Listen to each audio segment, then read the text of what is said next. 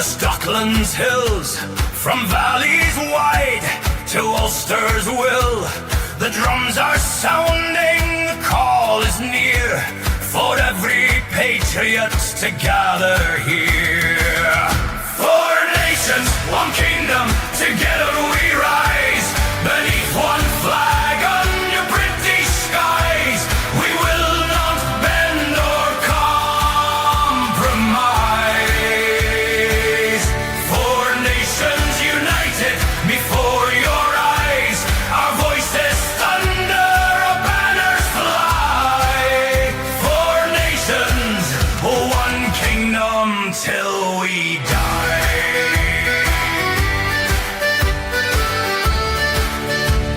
Four nations,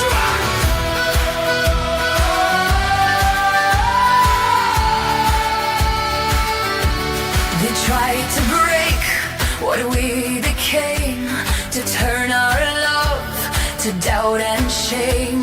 We've led as one through many wars, defending home, our sacred shores, through crown and cross, through grief and pride. All four nations side by side. four nations, one kingdom, together we rise, beneath one flag under British skies. We will not bend or compromise. Four nations united before your eyes, our voices thunder, our banners fly. Four nations, one kingdom till we die.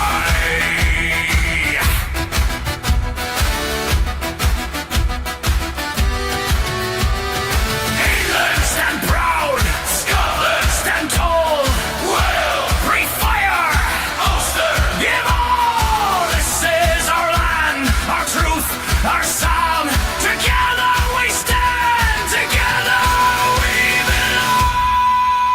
Four nations, a kingdom, forever we'll stand, bound by honor, heart and hound. Let them curse, let them conspire, for we are one through blood and fire. We are the lion, the dragon, the hand, the unicorn, the heartbeat of Britain, united reborn.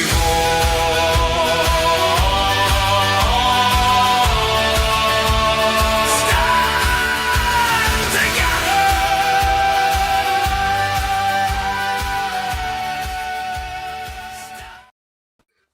We're back. We're back. That's the way I like to start a show. Almost 1,000 people watching. Before we even get through the intro, Richard, good evening. Or should I say Peter Fury, good evening. You've got a new nickname, Richard. You have. Mate, well, listen, it happened. I mean, I was at the start line of the demo, and I was in the coffee shop grabbing a coffee, and this guy comes up and he says, "I can't believe it's you." I thought, flip's sake, I really am famous. Do you know what I mean? And he was a bit in awe of me, and he says, "But Peter, what are you doing at this event?" I went, "My name's not Peter." I says, "Who's Peter?" He says, "You're Peter Fury, aren't you?" I went, "No, I'm not."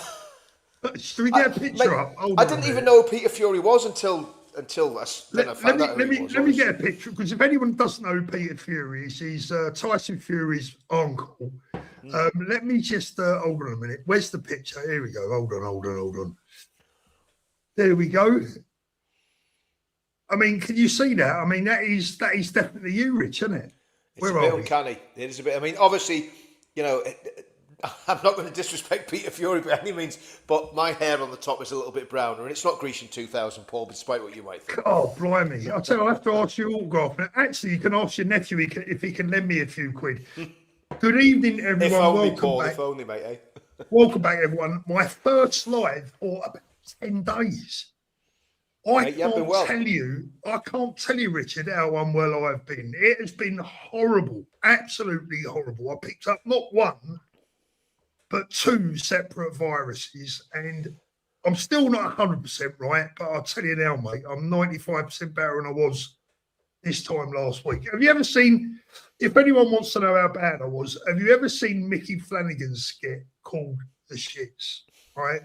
Go and watch it. That's what was going on. I had the Benidorm belly, mate, I'll tell you. Benidorm belly. It's better than Delhi belly. I'm not sure that it is, brother. I'm not sure that it is. Richard, welcome back to the show. Lovely to see you, mate. Richard, we got someone just said in the comments, have you got any good news tonight? I wish I did. I really wish I did. I wish we was back with a bang and some brilliant news, but I'm afraid the things that I want to talk about tonight, I've got them listed here. I want to talk about the Manchester Airport attackers and the decision today that there won't be a second retrial, a third trial for those two brothers. And we mustn't forget, I think one of the brothers has already been found guilty for the attack on the policewoman. It's the attack on the policeman, I believe, that the jury couldn't come to a decision on. We're going to have a look at that video, and I don't know if they had half a dozen Stevie Wonders in the jury. I'd love to know the makeup of that jury, but we'll get onto that as we get into the show. I want to talk about Danny Tomo and the video that he posted earlier on in the week out there in the English channel. Probably the one that's going to be most emotional is talking about young Henry Novak. I had a few people emailing me over the last week or so saying, Paul, why aren't you talking about young Henry? Look, there was a trial going on. We all know what happens when you start talking about trials that are going on. Yeah. And listen, I've got a friend who lost a son around that age, a little bit older than Henry. And I know how that affects the family and parents. And I didn't want to disrespect Henry and his family by talking about this before the verdict was arrived at. We're going to talk about young Henry tonight. God rest his little soul, bless his little heart. And later on, probably last on the list, we're going to be talking about Makerfield, the by-election up there, and one or two of the things that have been going on. First of all, Richard, can I have your thoughts on the Manchester Airport brothers who today were gleefully announcing that they won't face a second retrial? Obviously, I mean, they've been found not guilty in a court of law, but I mean, I think the judicial system in the UK now is so broken that doesn't mean anything, Paul. It's literally one law for them, and I hate to say this, it's one law for them and a completely different law for us. That's the way it feels anyway, Paul. It feels like if you're from a certain demographic, you can pretty much get away with murder. In fact, they have got away with murder. I was thinking, I made a video about Henry this morning, posted it this afternoon, and it brought back to mind Chris Donnell up in Scotland. Chris Donnell. Scotland, yeah. And the men that murdered him, and they did murder him, it was a brutal, disgusting, racially, religiously aggravated murder. And they tortured him, and they stubbed cigarettes out, and they did all sorts of horrendous things that I'm not going to mention on your channel. And those men are all free. Now, I'm going to tell you something, Paul. See if that had been the other way around. If that had been a Pakistani Muslim man been set upon 20 years ago by, 6 skinheads or whatever, and they'd done that to him, those men would never see the light of day again. They would not get parole. They wouldn't be accepted parole. They'd never get out of prison. And now that those guys are living the dream, they're living the life in their community, strutting around, big gangsters, and it's absolutely disgusting. And the Henry Novak thing, Paul, there's a couple of things I want to highlight about it. One is this thing with ceremonial knives and the Sikhs. Now, every Sikh I know is a perfect gentleman. All the Sikhs I've ever met have been really nice people, right? Yeah, same here. Very anglicised, really good people, right?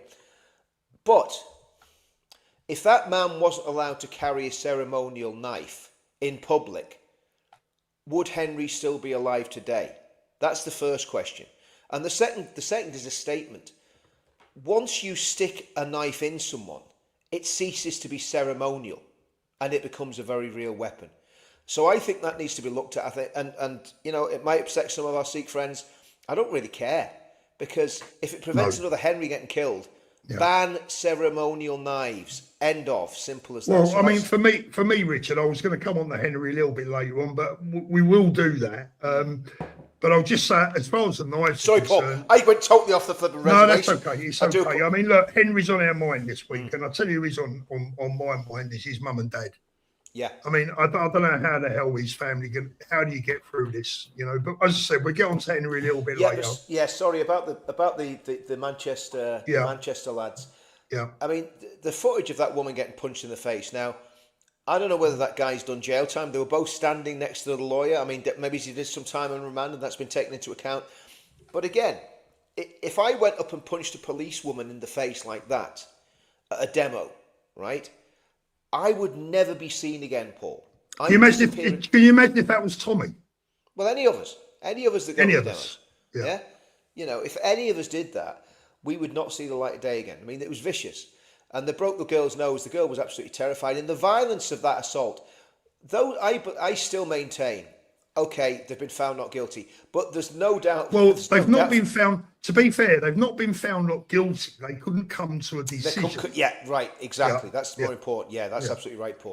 I'll tell you what, Richard. Let's have a little quick look at the clip of the video where a jury couldn't come to a decision as to whether this man had assaulted a police officer. Let's have a little look. They're actually, to be fair, they're talking about the policeman, not the woman. He's already been found guilty of hitting the woman, right? But the man, I mean, just take a look. Well, let's have a look.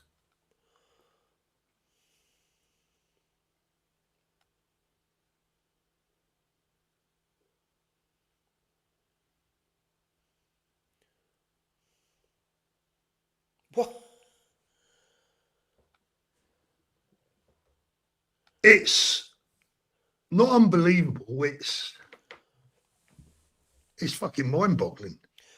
It's mind-boggling, and the sleazy, slimy Better Call Afzal lawyer that came out after the verdict, crying into his coma about Islamophobia, right? I mean, how pathetic. That is a vicious... I don't care what anyone says. That guy viciously assaulted 3 police officers in that video you've just shown me, Paul, right? I don't know who they were, but I mean, there was 3 police officers battered by that guy. They were armed police officers. They would have had every right, under the rules of engagement in Northern Ireland, under the yellow card, if somebody assaulted us like that on the street, we could have shot him dead and... Well, I don't know whether you got away with it or not. It's a different story because people are getting dragged back into court now. But under the yellow card, the rules of engagement in Northern Ireland, you could have shot someone dead for that sort of life-threatening assault, especially when you're carrying a weapon that they can get their hands on. And here's the thing. I've had a little back and forward today, or over the last couple of days, with 2 friends of mine who are both serving police officers. I wouldn't say that either of them are particularly fans of our movement. They're not against it, but they're not overly sympathetic towards it. My message to them this evening is I'm going to play that video again and just be reminded, all serving police officers out there, and we're not blaming the police here. It's not their fault that these people have got off. But this is what happens when you pussyfoot around these people and make the judiciary scared stiff of them. And the juries as well. And see, this is where the big problem is, Richard. The big problem's with the juries. I want to know, I'd love to know the makeup of those 2 juries, because all you need is 2, 3, I'm not exactly sure, 2, 3 or 4 who maybe are Muslim themselves, maybe on the hard left or whatever. You only need a couple of people in that jury to spike it. Now, what this potentially means is, in fact, not potentially, what it does mean is, we now have sectarian juries. So it's going to mean like we have a system now where, you know, in America in years gone by, when you couldn't try someone in the deep south, you had to move them up to New York or somewhere else. And this is going to start happening in the UK. Serving police officers out there, this is what you're breeding, or this is what your hierarchy is breeding. You're paid to protect us and obviously to protect yourselves. This is the protection that you have now got.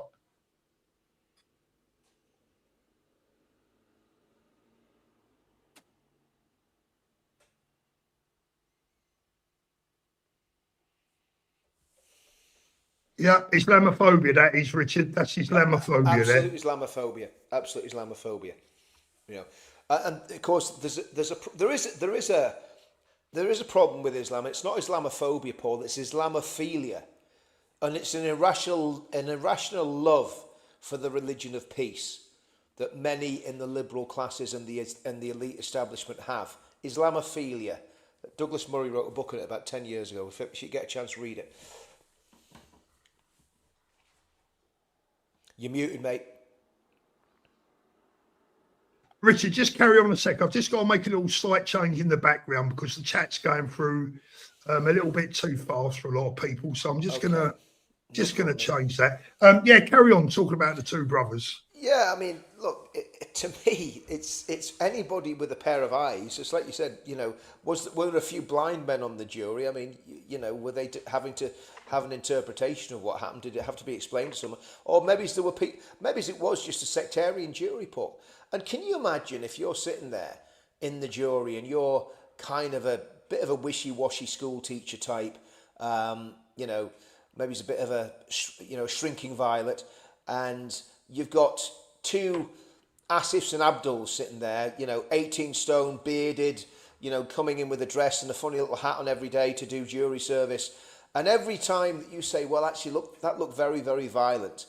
And again, this is just complete speculation, of course, but when they're doing their deliberations as a jury, that these two guys on the jury are continually saying, well, I just think that you're doing it because you're Islamophobic, blah, blah, blah. I don't know, Paul. You know, I've never done jury service. I don't want to do jury service, to be honest, because it's a pain in the arse. But, Paul, you're muted, mate. Sorry, Rich. I'm just doing about 10 things in the background there. I'm just going to play that one more time because I want to kind of speak about it as it goes along. Yep. Now, you know what we got here? We've got there's the first kick to that policeman, right? Yeah. He then assaults the two policemen, which he's been found guilty for, right? Yeah. And then he goes and he sucker punches the police officer from behind. One, two, three. Is that 3, 4 punches there? Then he grabs him around the neck. Grabs him around the neck, right? So I'm lost for words. Well, do you know what worries me, Paul? Is what's going to happen to that officer. Yeah. You know, now, funny enough, he was actually a friend of a friend. There's a somebody I know up in that area is a barber, and he used to cut that guy's hair. And, okay. At the policeman, and he said he's an absolute gentleman, really quiet, real nice guy. You know, and his career could well be completely destroyed because of that. And he's done nothing wrong. If his name gets out, he'll probably have to go into hiding. His name's out, mate. His name's out and put in the public domain. Yeah, of course it is. Yeah. Right. Yeah, I'm not going to say it I'm not going to amplify it, but his name's out there. Yeah. Right. You know, well, I mean, look, this is the problem that we're facing, but this is so widespread now, Paul, and people aren't getting the issue with the sectarian nature of politics in the UK. 80 seats are now vulnerable to Gaza candidates at the next general election. And that's what they are, Gaza candidates. Yeah, that's why I'm Hamas. We actually say Hamas. You know, Hamas, Muslim Brotherhood operatives. You know, IRCG, whatever you want to call them. But some of the rhetoric that they come out with when they're in Parliament, I'm not going to name them, but there's, you know, after our event in London, there were MPs, Muslim MPs, calling for Tommy to be arrested after our event, saying it was Islamophobic. It was nothing of the sort. Yeah. And actually, I don't know if you saw the chat I had with Lubna, and basically, you know, she was a bit concerned about the event, so I broke it down for her, and the word Islam was mentioned 10 times in the entire event, 10 times, Paul. Okay, the word Christ was mentioned 72 times. The word government was mentioned 48 times.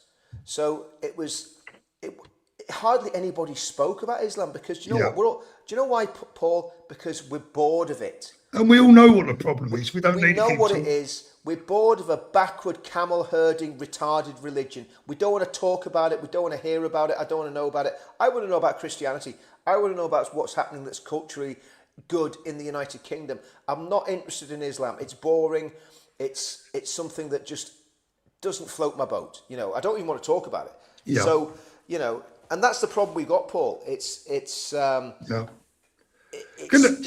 gonna pull this comment up. I don't know which way it's meant. And that's why I want to ask. Pen and Paper says, "What about the Jews? What about them, Pen and Paper? Please drop your comment in the bottom there. I'd like to know what you mean by that." Yeah, I'd love to hear that. I'd love to hear that because, do you know what, Paul? I can't remember the last time I heard of a gang of Jewish extremists taking off white girls or Muslim girls or Sikh girls and doing abominable things to them. I can't remember it, Paul. Can you remember any cases of that? No, I can't. Personally, I can't. Of course. You know what? You'll get Jeffrey Epstein. Jeffrey Epstein thrown at you straight away. If that depending on what he meant, I'm giving him the chance to pop in and you know, because he might have meant something completely different. Good evening, Jeff, the wonderful Jeff Taylor. Jeff, how are you, mate? We live in very good. Yeah, absolutely. I'd like to know what he meant there. It doesn't look like he's going to come back. Or at least I haven't seen any comment yet. If he does and I miss it, please do let me know. Yeah, absolutely. I'll be really interested to know what he meant by that. Mr. Taylor in the chat. We've got the celebrities in tonight. Look, we've got Danny in as well. Right, okay. So I mean, look. What is there to say more than the fact that, apart from the fact that, in my humble opinion, what we have here is sectarian juries. Well, it's not even sectarian justice, is it, really, Richard? It's sectarian juries, because I'm sure that if that was a genuine jury of genuinely 12 good, true men and women, there's only one. I mean, how the hell can you not come to a decision on that? Do you know one of the problems is as well, Paul? And this is where I'm not cutting our Islamic friends any slack whatsoever, because I'm never going to do that. But what I am going to say is, you've got to remember that probably about at least 40% of the British population are complete lefty twats. Yeah. It's just as simple as that. Yeah, you can tell that by the voting intentions and the elections. It's frightening how many people have bought into the lefty garbage, you know. Well, mate, when you've had the teachers at them since they were 5 years old, I mean, I've got to tell you, mate, getting my grandchildren out of England is the best thing I've ever done in my entire life, I tell you.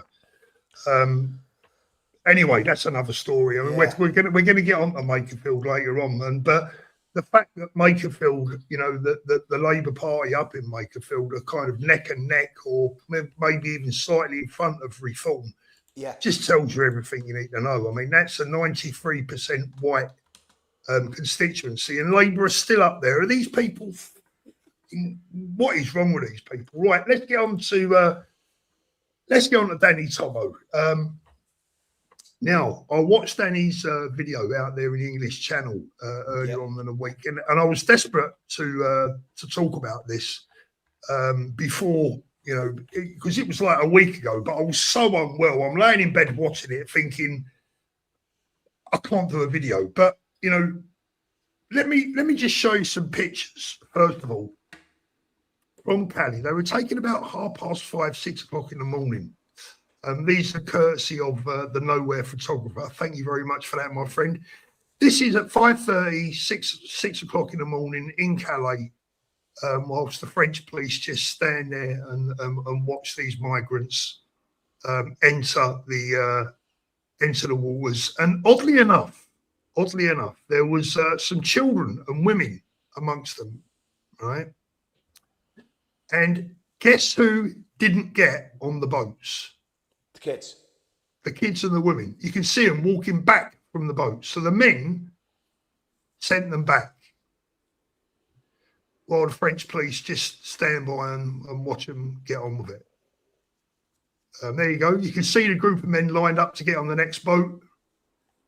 And the only women, where are they? One, two, I think there's 2 women there, 3 women there, and a child were sent back. Not allowed.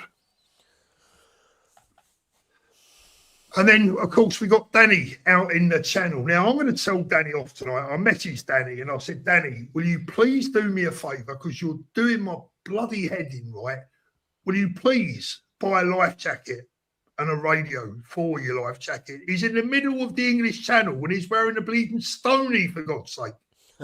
I said, Danny, if you go in the water, mate, you're dead, right? Please, please, please get yourself a life jacket and a radio, at least, at the very least. So, look, this is a still image taken from Danny's video. And I think what it does, Richard, I mean, we all know this is going on, right?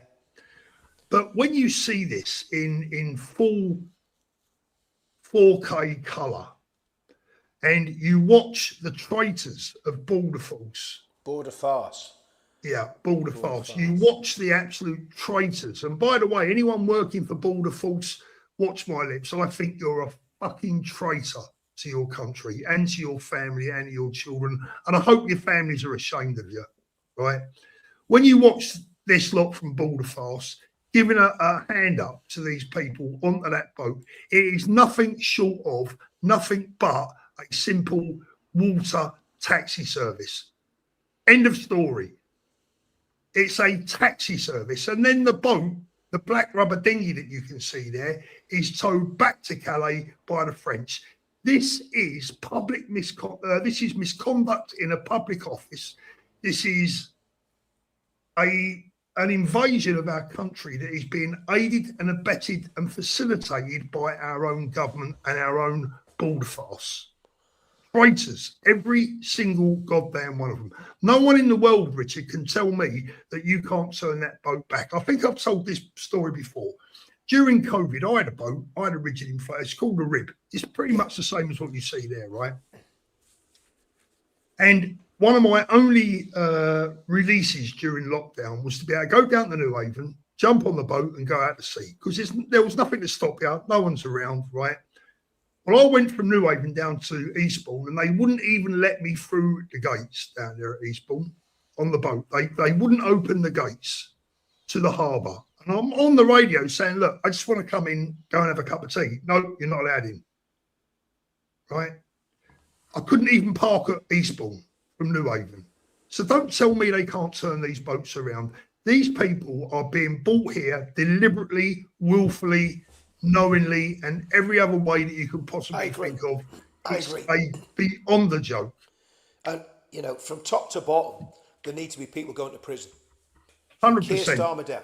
You know, I would love nothing more than to see Keir Starmer indicted for some, again, misconduct in public office, whatever. There's got to be a whole. He's got to have a rap sheet as long as your arm. You know, false imprisonment of a lot of those people that were arrested and banged up during the protests. There weren't even riots. There were protests after the dreadful slaughter in Southport. You know, it's unforgivable what these people have done to our country. Boris Johnson's another one that should be in prison. Yeah. Bojo is not the bumbling buffoon that he pretends to be. He's a total wrong-un.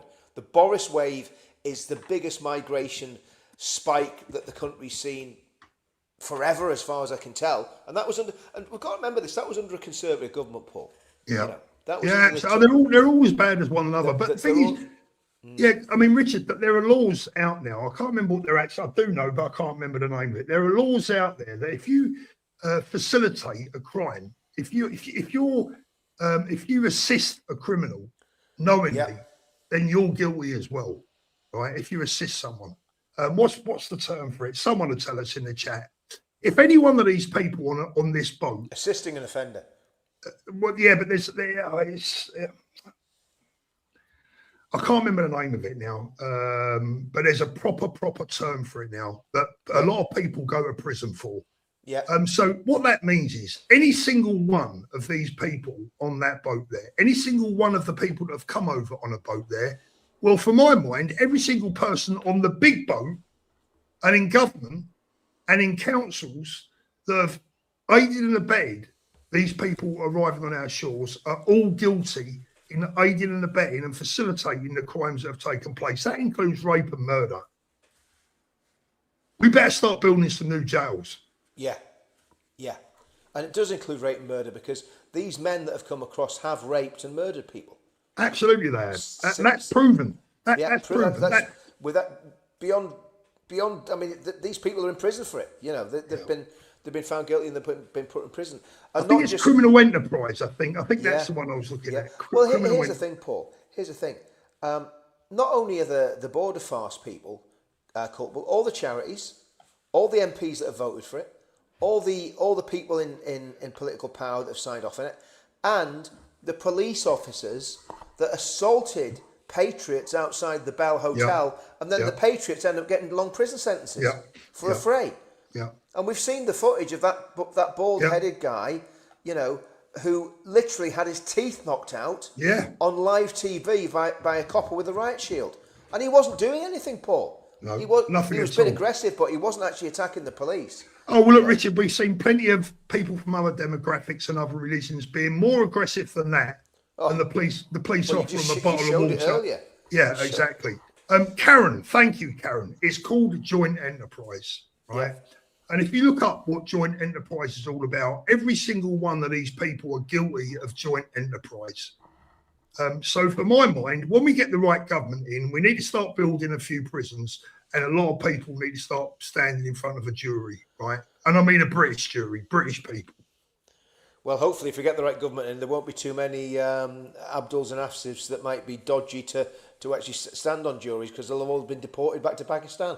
The problem is, Richard, the problem is the damage is already done. You can't bring people back, right? When they're gone, right? When they've been murdered, they've been murdered. When a woman has been SA'd, when they've been raped, right? We know what we're talking about. That crime lasts forever. Of course. That is a victim for life. Of course. And their families are a victim for life. It doesn't go away after a week. Yeah. And for me, the crimes that have been committed by our government and some of our politicians and some of our councillors and some of our police officers, we need a Nuremberg trial in this country. That's what we need. We need the equivalent to a Nuremberg trial where these bastard traitors are put in front of a jury and they're sentenced for the crimes that they have committed against the British people. And do you know what? I'm tired of mincing words, right? That is what we need. Our own version of the Nuremberg trial, so all these traitors get what they deserve. And the question you've got to ask is, Paul, sorry, someone's saying my volume's a little bit low there. Just bear with me, Paul, just see if I can... Yeah, you're right, Richard. I mean, I think the issue is, Paul, that what's been done is a crime against the British people. It's destroying. I mean, I don't know if you've seen this footage from all over the country of loads and loads of Muslim families. Yeah, I have. Yeah, at these tourist spots, right? Now, it's not like it's a family of 4; it's a family of 50, right?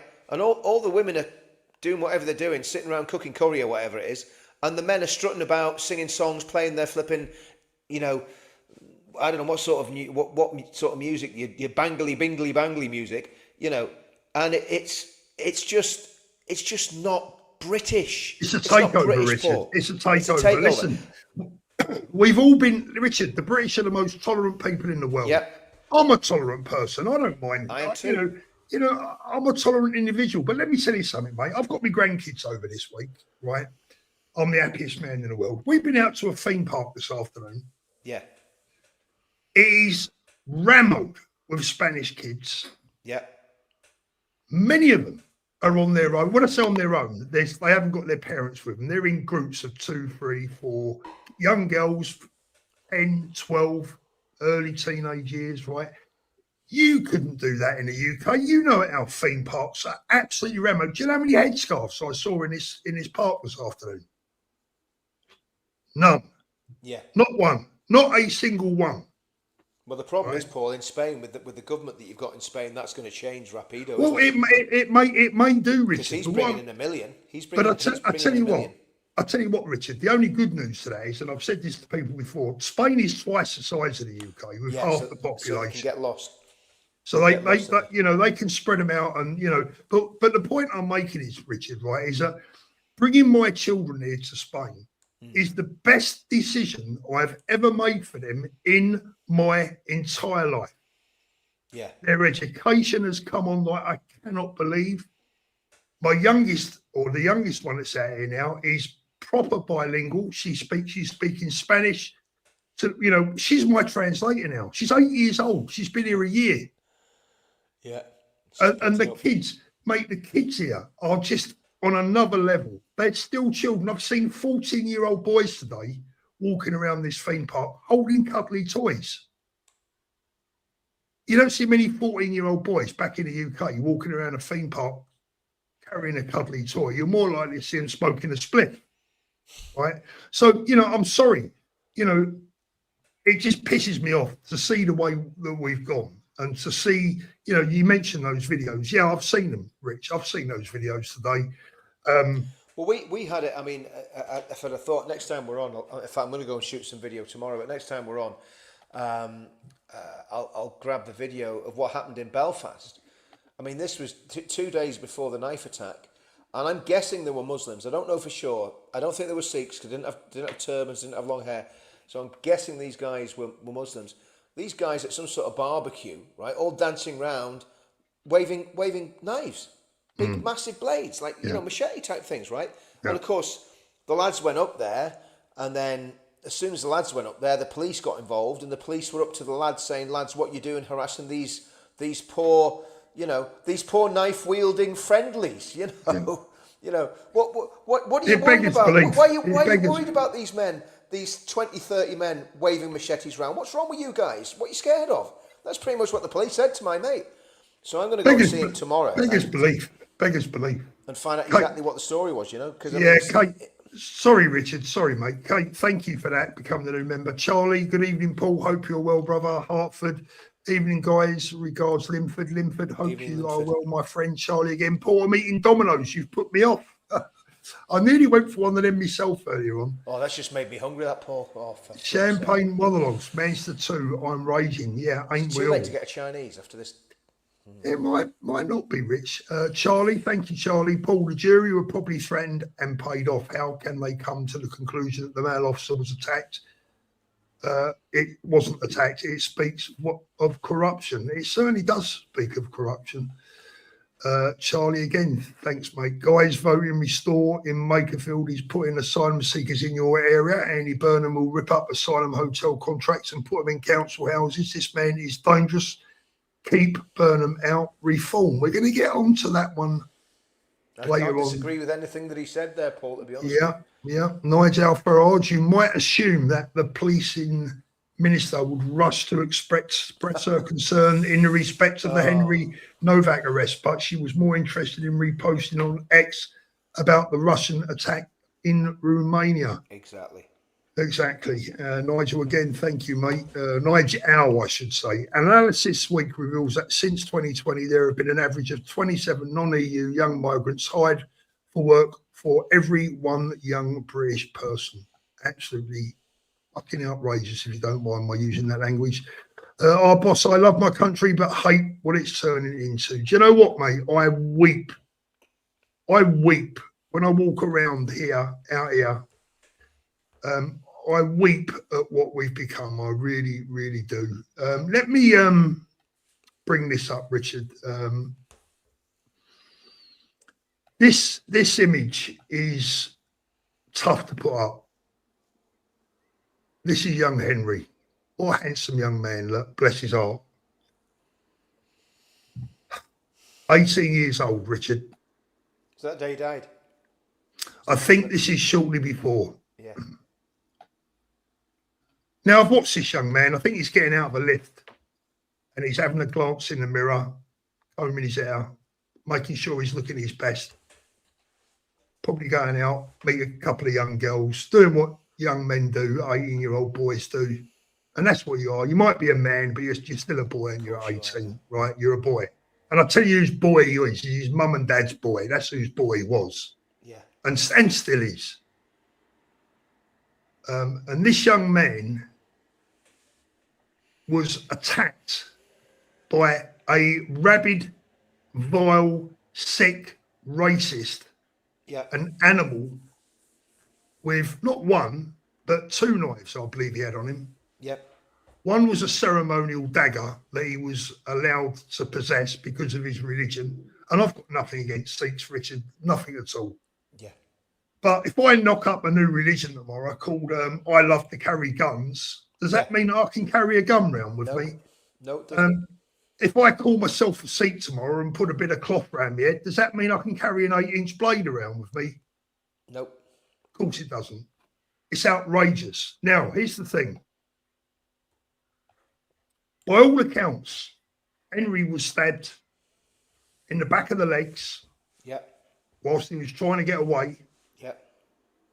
And this is a bit that's really difficult to come to terms with. Whilst being confronted by so-called police officers who are responding to a call that Henry had used a racial slur against an individual, which we now know to be a complete and utter lie. Okay, so the police officers didn't know at that stage that it was a lie. But let me tell you something, Richard. I've seen enough people in my life that have been stabbed, and I've watched enough videos of people that have been stabbed, etc. And none of them are ever pleasant. And when someone has been fatally stabbed, you know very quickly, because they lose colour, their blood pressure drops, right? They're certainly not in a position to be handcuffed. They're certainly not in a physical, they certainly wouldn't be offering. Remember, this young man's blood pressure was dropping like a stone. He could probably barely stand. And these fucking animals in uniform put him in handcuffs. Just think about that for a moment. I want everyone to think about that for a moment. There he is again. Let's not forget this young man, this boy, right? This is no different to what happened to Stephen Lawrence. None whatsoever. I think it's worse, Paul. I think it's worse. In many respects. Well, I mean, look, to me, murder's murder, right? Well, no, I'll tell you why I think it's worse, Paul, because yes, it was a murder. Stephen Lawrence was murdered in a racist attack, which was diabolical. But Henry was not only murdered in a racist attack, then as he was dying, he was brutalised. Oh, in that case, yes. Brutalised by the old Bill. Yeah. Now, you know, I've done my best to work with the old Bill. To when we're doing demos, we have to negotiate with them and talk to them. And I've done my best to do that when we're doing the demos, right? But it's becoming more and more difficult. They're becoming more and more bellicose and bullish, in my opinion, and more threatening, actually, Paul. They were the last demo we did, they were threatening all of us with prosecution if it went wrong. Before the demo, before anyone had put a foot on the pavement, they were threatening us, reading out conditions to us, you know. So they're not on our side. They're not on the side of the British people. That is the tragedy in this, right? They're on the side of the invaders, right? That's what people have got to realise. They are not standing with us. Now, see when it comes to it, and it comes on top, well, guess who they'll be coming running to and screaming to and wanting to live in our communities, yeah? They'll be wanting to, and talking about traitors, Paul, what a treacherous position to be in. Betraying your own British people, your law-abiding, good British people, for the sake of these mongrels that have come across the channel on rubber dinghies. And these people coming in are horrible people, many of them. We know because of the crimes they've committed when they got here. They don't love our country. They're not coming here because they want to take part. They're coming here because they want to take over. And I've just had enough of it, Paul. Do you know what? I'm almost at the stage where I don't even want to talk about it anymore, because it actually makes me feel, it puts me in really bad form. I know, and I'll tell you what, Richard, you know, as I said, you know, seeing the case of Henry and seeing his picture, it took me back to a friend of mine who was killed by a one-punch killer way back in the day, a long time ago at football. I knew him and I knew his dad, and I saw how it destroyed his family. Right, I saw how his death destroyed his family, and it made me feel physically sick reading that, and the fact that, you know, the murder, of course, is bad. Like I said about the Stephen Lawrence thing, any murder like that is awful, right? You know, they're all as bad as one another. But it's the reaction of, you see, the police have been out yesterday, was it, apologising. We're sorry. Like they spilt someone's tea. Yeah, they dropped a tray of eggs. Yeah, they dropped your eggs, or they bumped into you in the supermarket and trod on your toe, right? No, fucking no, right? Your officers abused this young man. Now, I'm not saying that he would have lived. I'm not saying that they were partly responsible for his death. I don't know. I'm not a doctor. I don't know how bad or what condition Henry was in at that stage, but it obviously wasn't very good, was it? Right? And they only untied him. They only took the handcuffs off when his blood pressure had fell to the point where he collapsed and passed out. And at that stage was almost certainly unsavable. So the last thing that went through that lad's head was, I'm dying and I'm in handcuffs. And I'm being arrested. And he said, I can't breathe. You know, I mean, do you remember George Floyd? Floyd, I can't breathe. How could you forget it? Went all over the world. Right? Now, I'm not going to get into that. You know, I've got my own opinions on it, and I'm sure most people on the channel will share my opinions of George Floyd, right? But I'm not going to get into it because I don't want to even go down that road. Yeah. But this was a real, complete abuse of police power, right? And I bet the camera footage from Henry's incident never sees the light of day, Paul. Yeah, I bet it doesn't. Yeah, I bet that'll never get out and shown anywhere. You know? Well, it has to. This is the thing, Richard. It has to. Now, so I'm saying that, Paul. I have no faith in them. I've no faith. No, I don't have any faith in them, Richard. But I tell you now, on this channel, I'm going to make it it's now a personal thing for me. So I'm going to be pushing this, and people can get fed up with me talking about Henry. I don't give a shit. I'm going to be talking about Henry a lot in the near future, right? Yeah. And I'll tell you something now. We're going to make as much possible noise as we can. I'm going to be speaking to a number of politicians that I'm friendly with. I want that CCTV. I want that body cam footage out in the open. These officers need investigating. Apologies are not enough. I agree. We want to know. I mean, Richard, even if Henry had have used a racial slur against this guy, even if he had, is that an offence that necessarily sees you in handcuffs? Well, not even that, Paul, right? Is it just cause for someone to stab you 6 times? I mean, listen, I've had racial abuse from being English in Northern Ireland. It's like water off a duck's back. I just laugh, right? Don't care. You know, when I was out in Africa, you got racially abused. You just go, well, I'm white in Africa. What do I expect, right? But the reality is, Paul, you know, that even if there was a comment made, which there wasn't because it was proved to be a complete lie, but even if there had been a comment made, it doesn't warrant, first of all, this man pulling out a ceremonial knife and changing it from a ceremonial knife into a real murder weapon. Doesn't excuse that. And it absolutely does not. The police's behaviour here is absolutely appalling. And do you know what?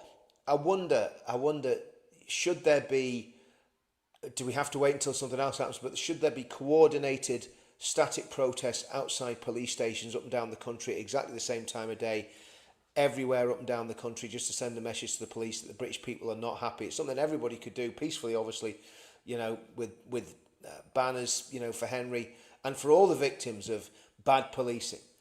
Because let's get it right, Paul, the situation with Axel Rudabakana, if the police and the authorities had acted properly and put him through the prevent system properly, that may well not have happened if they'd managed to get a grip of it. So there's a lot, and even the way the police handled the fact that there was ricin and a terrorist manual in his bedroom and didn't tell anyone. When did we find out about that? Was it January? I can't remember. It was something ridiculous, yeah? So, you know, all this stuff is just, it's just so, yeah. Oh, thanks for that, Jeff. I appreciate that, brother. I've retired anyway. I've retired. I told the copper on the Saturday as the part of the demo he was in charge of came to an end. I says, right, that's me retired. He said, okay, Richard, I'll see you next year. He knows you better than you know yourself, Richard. Well, that's what I know. That was the thing. That's the scary thing, Paul. You know what I mean? Scotty, you've John, 100% Paul. Trials like Nuremberg for all involved. That is where I'm at with it, I'll tell you now. I agree. Julie, thank you, Julie. Don't give an F anymore, whatever it takes. Julie, again, the people will be the ones who save the country. I hope so, Julie, but I'll tell you, you got more confidence than I have. Mandy, most did not know Henry, but you won't be forgotten. Henry must never be forgotten. Henry is he's a martyr now, isn't he? Well, there's a lot joining, Paul. I said it in my video earlier on. There's a friend of mine called Michael Salter. Went to school with him, and he was a fighting lad. He was a real warrior, and he got into an altercation with some of his neighbours. There was a Pakistani Muslim and a Muslim convert, and they stabbed him 50 times in the head and killed him. That was in 2000. Never put down as a racial incident. I think I could be wrong. I'm nearly sure one of them got away with manslaughter. Yeah. Just unbelievable. Yeah, taxi driver's right. This is a death in custody. Yeah. And he certainly is. You can't be in custody any more than handcuffed, can you? You can't. Exactly. You know, it doesn't get any more in custody than that. In fact, you're more in custody when you're handcuffed than you probably are when you're in a cell. Exactly. And I mean, you know, look, we don't know the full story, right? We don't know. When I say we don't know the full story, we haven't had the police officers' side of the story, but we need to hear it. An apology just isn't, you know, an apology like, as I said earlier, they stepped on your foot in the supermarket. It's not going to wash it. Doesn't wash it. It's simply not good enough. And all those police officers that are involved in that up there, if that was your son or daughter or your nephew or your niece or your brother, right? Would that apology be fine? Would that just be enough?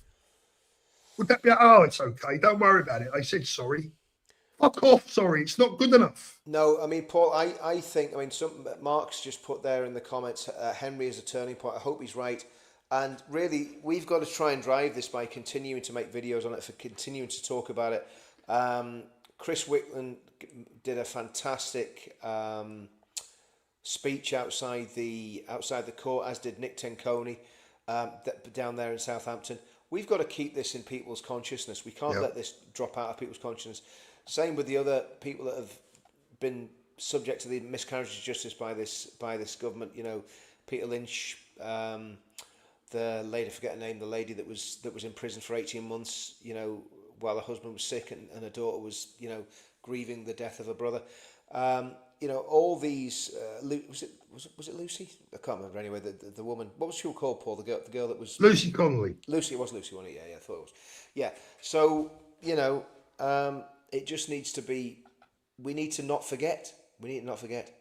Yeah, this is an important one. This is true. The Sikh community have stood up and completely and utterly condemned this. Which they always would do. They always would do. You know, the Sikh community is one of the most patriotic communities in that, you know, that's common. They've integrated, you know, many of them serve in the armed forces. So, you know, it's not like the preferred demographic. You know, it's not like the jihadis, you know, that come here to take the mick. The Sikhs get involved. They, you know, they work hard and they do well. You know, and this is obviously just a bad apple. You know. Yeah, I mean, look, Richard, you know, as I said, this is not one that I'm personally going to be letting go of. I know some people might get fed up with repetitive subjects and topics, but I just can't, you know, anyone out there, any YouTubers watching this tonight or that get to see this, or any of you guys out there that comment in other YouTubers' videos, we can't forget Henry. We can't forget what happened to him. We can't forget how the police treated him. We can't forget and we can't forgive, because you've got to remember, and this part is not the police's fault, but this is where we are in the UK. Just remember this, right? No decision, not guilty, right? Not a problem, right? Yeah. Handcuffed. Young Henry, handcuffed. We can't let this one go, Richard. I agree with you. I agree with you 100%. 100%. Can't let this one go. Thank you, Bess. I was going to go on Bess's tonight, but I've been around for 10 days. So, Bess, I'll be on with you next time, honey. Thank you so much for inviting me on. Best Black BB. If you haven't already subscribed to Best, please do. It's great to have you both on together. Enough is enough. Say it like it is. Best, also subscribe to Counter Media. Counter Media, of course. Yeah, absolutely. I've nearly forgot, Rich. Fletcher Liam. The habit of doing that. It's funny. It's always the women that seem to get the big up from you, Paul, and the encouragement to subscribe. But when it's old, When it's old greybeard there. Old greybeard, yeah. Fletcher Liam. Peter Fury's body Peter double. Fury, yeah. How do we vent this anger? I'm so upset. Well, we vent the anger. You're not going to like me when I say this, but we vent it by making sure we vote these bastards out, right? And we get a government in that will deal with it. Are we going to go there, Paul? Are we going to go there? We're going to get there in a minute, Richard. We're going to, we've got 2,000 people watching. I'll just get through the rest of these supers. Nigel Farage, new figures reveal that 40% of new births in the UK have at least one foreign parent. It was 11% in 1990. Well, we know where we're going, don't we? Yep. Charlie, who's not much older than Henry. Rest in peace, Henry. The British people are going to fight so hard to get justice. We cannot allow this to go on any longer. The racist police, no justice, no peace. Thank you, June. Henry's 3 years, when he died, he was 3 years older than my grandson is now. Yeah. My grandson's 15. He's 3 years older. And he's still a child then. I mean, have to say, I was in Northern Ireland serving on the streets of Northern Ireland when I was 18, but we were a different generation then. Different generation, yeah. We were a little bit more robust. Yeah. Nigel Farage again. It sounds like Nicola Sturgeon was on the jury for the first retrial. I don't know about Nicola Sturgeon. I reckon it was. I don't know if it's true. Somebody said that this had the same lawyer. I don't know if it's true. Mohammed Hijab, I reckon. Vicky Bob. Or Vicky Bow, it says a lot about our country when someone out of the country, Musk, offers to pay the family's legal fees if they seek a private prosecution. I hope that's a private prosecution against the police. Yeah. Right, Richard, let's have a little look. We're an hour in. We've got one subject left, hopefully, if you've got the time. But again, before we wrap up with Henry, I want everyone to make the effort to tell their YouTube channels that they follow. We want justice for Henry. We want to see we want to see that body cam footage. We want the full story. And if it's as bad as we think it is, we want those police officers prosecuted. Not sacked, not laid off for a week, not put on garden leave for a couple of months. Prosecuted, because that's what they deserve. I agree. They restrained and handcuffed a dying boy. Yeah, a dying child. How bad does it get? Can you imagine if that was the other way around, Richard? The country would be in flames. Paul, if I'm going to tell you now, see if that was a Pakistani Muslim lad that had been treated like that, everywhere would be burning. Everywhere would be burning. Simple as we know it. We know it. Yeah, and that's why it doesn't happen because the state are terrified. And I was thinking, Paul, about the event, and the police did not behave well at our event. I mean, we had to placate them and negotiate with them even on the day, and they basically kettled us, right? And they had they broke their own conditions by kettling us because we had free reign on the street that they kettled us in, right? But again, what do? I mean, we could have broke the police lines, but we could have just said, right, that's it, everybody just push through. But you've got a duty of care to the people that are in that crowd, so you can't do that. You can't just let people push through. But there'll come a time where people will just say, do you know what? We're not going to bother with your steward lines. We're not going to bother listening to what you're going to do. We're just going to do what we want to do, And that's the danger that the police don't realise they get themselves into. What we have done for the past, since we started Unite the Kingdom, is basically give the police almost like a second line of defence so that they don't get, any aggro, right? And our supporters have behaved impeccably because, again, the leadership of Tommy and others that have said behave well, don't do anything stupid. But all it would take is us just to step out the way, Paul, not to do anything or say anything, just step out the way and say, we're not going to police these marches anymore. You know, we'll just let the people just turn up and you guys can sort it all out, you know, because we're not going to help, you know, and I think they've got to be very aware of that. I'm sick of them, mate, to be honest with you. I've had it up to here with them. So am I, Paul. So am I. I'll be honest with you. Had it up to here with them. I've seen it in Northern Ireland. I've seen it in England. And here's the thing, right? We're not doing anything illegal. Everything that we have done in our activism in the past 10 years, you can guarantee, Paul, if I'd have put one toe across a line legally, my feet would not have touched the ground, right? And we've done everything completely. Well, give them a chance, Rich. They're only 2 years into their time in number 10. Give them a chance. Oh, come on, Paul. Let's not be naive. The Conservatives were every bit as bad. Oh yeah, every bit as bad. The police were still captured when the Conservatives were in power. Yeah, you know the home. Oh, I'm not blaming it. Captured. Yeah, I'm not blaming it exclusively on Labour. I'm just saying, you know, tongue in cheek. It's got worse. It's got worse. It's got worse. But, you know, it's been going on for ages, mate. Going on for ages. But we just keep going. Just keep doing what we're doing. Rich, apart from me, because I've retired. I'll believe that when I see it. Rich, let's get on to Makerfield. Yeah. My mum was born in Ashton in Makerfield. Right. Okay. So you know, there's a bit of family. You know the area. Okay. I actually don't. I've never been there in my life, you know. But that was 80 years ago. Tough week for me. We haven't really spoken, so I haven't got. And I honestly mean this to my viewers. So I haven't got a goddamn clue what Richard is going to say, what he thinks. I don't know because we haven't really spoken. No.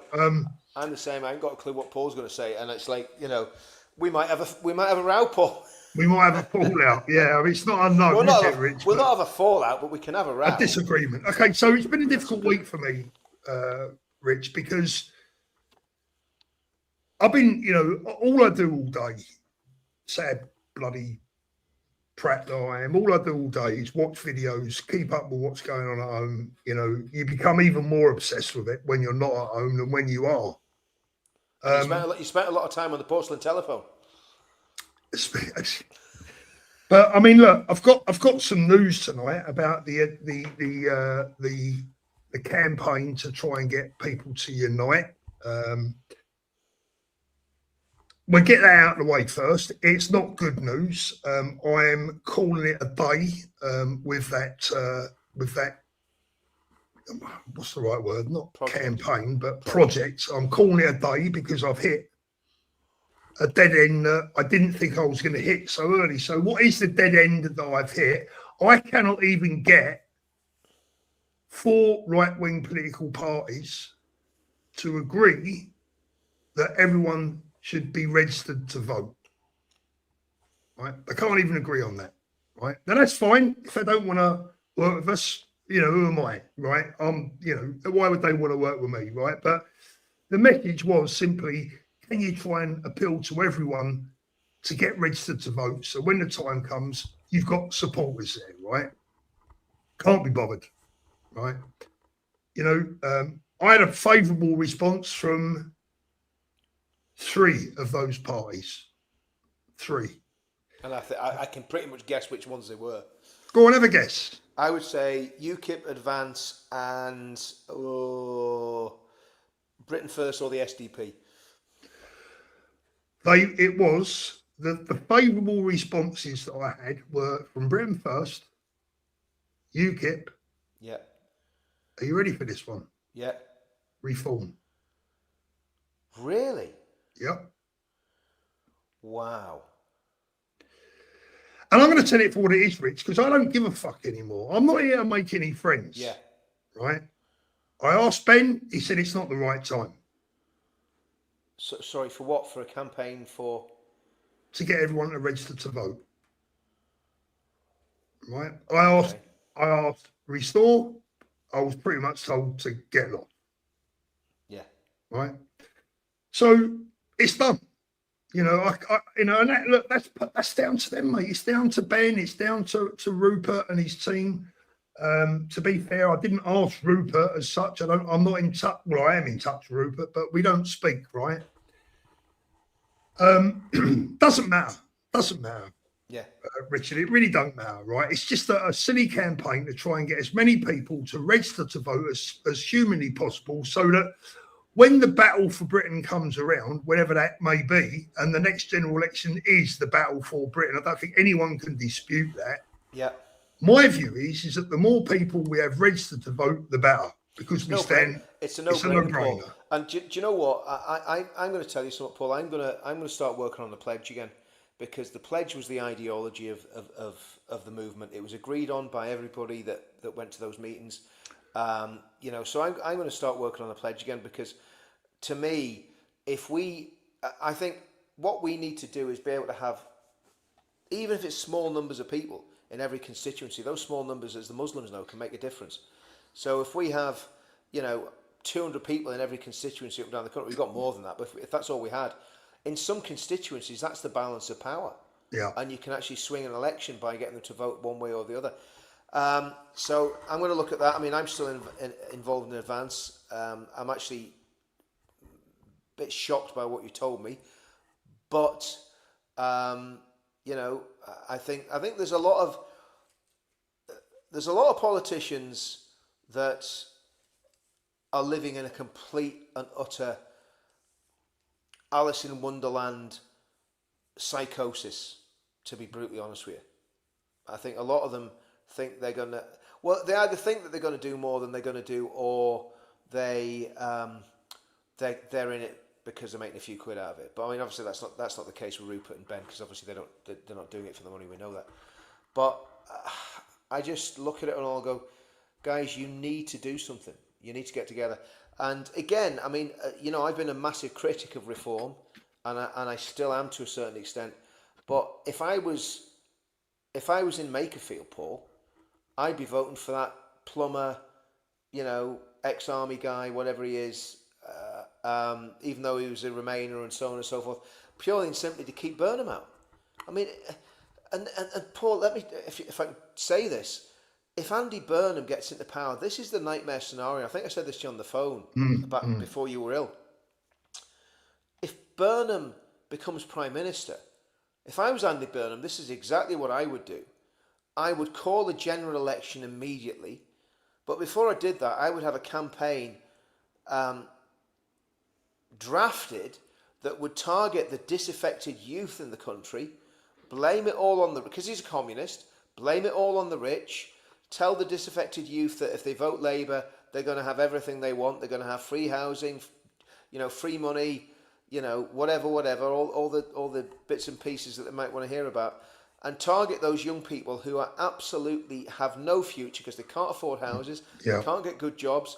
AI is going to kill off loads of jobs in the next 5 years, and Burnham could actually win a genuine landslide majority if this infighting and this division on the right continues. Now, it's going to be very interesting to see what happens in Makerfield, right? And again, I'm not... I've described it as the biggest, most important by-election in British history. Yeah. Now, what I do want to say, Paul, is any political party has this is just my opinion, any political party has a right to stand in Makerfield. I agree, yeah. If they all stood, that's up to them. And they have a right to do that. That's the whole point of being a political party, right? Yeah. So I'm not attacking Restore for standing, right? I'm just saying what I would do personally. If I was in Makerfield, I would be voting Reform, right? Because I think they've got the best chance of stopping Andy Burnham. That's just my opinion. Now, if that flips and Restore are in the ascendancy, then I'll be humble pie and say I've called it wrong on that. But I don't think that's going to happen, because there's going to be that much negative publicity against Restore in the next days and weeks by the mainstream media and so on and so forth. And again, and that's annoying. That's annoying, right? But it is what it is. Paul, a lot of it, unfortunately for them, it's self-inflicted. It's self-inflicted.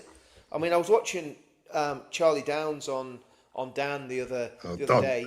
Yeah, mate. I mean, it was incredible. I was just like, I was just thinking, you're meant to be the spokesman for this party. Yeah. He was on about the Jews. He was on about Israel. When I say he was on about the Jews, he was on about Israel, which is the same thing, right?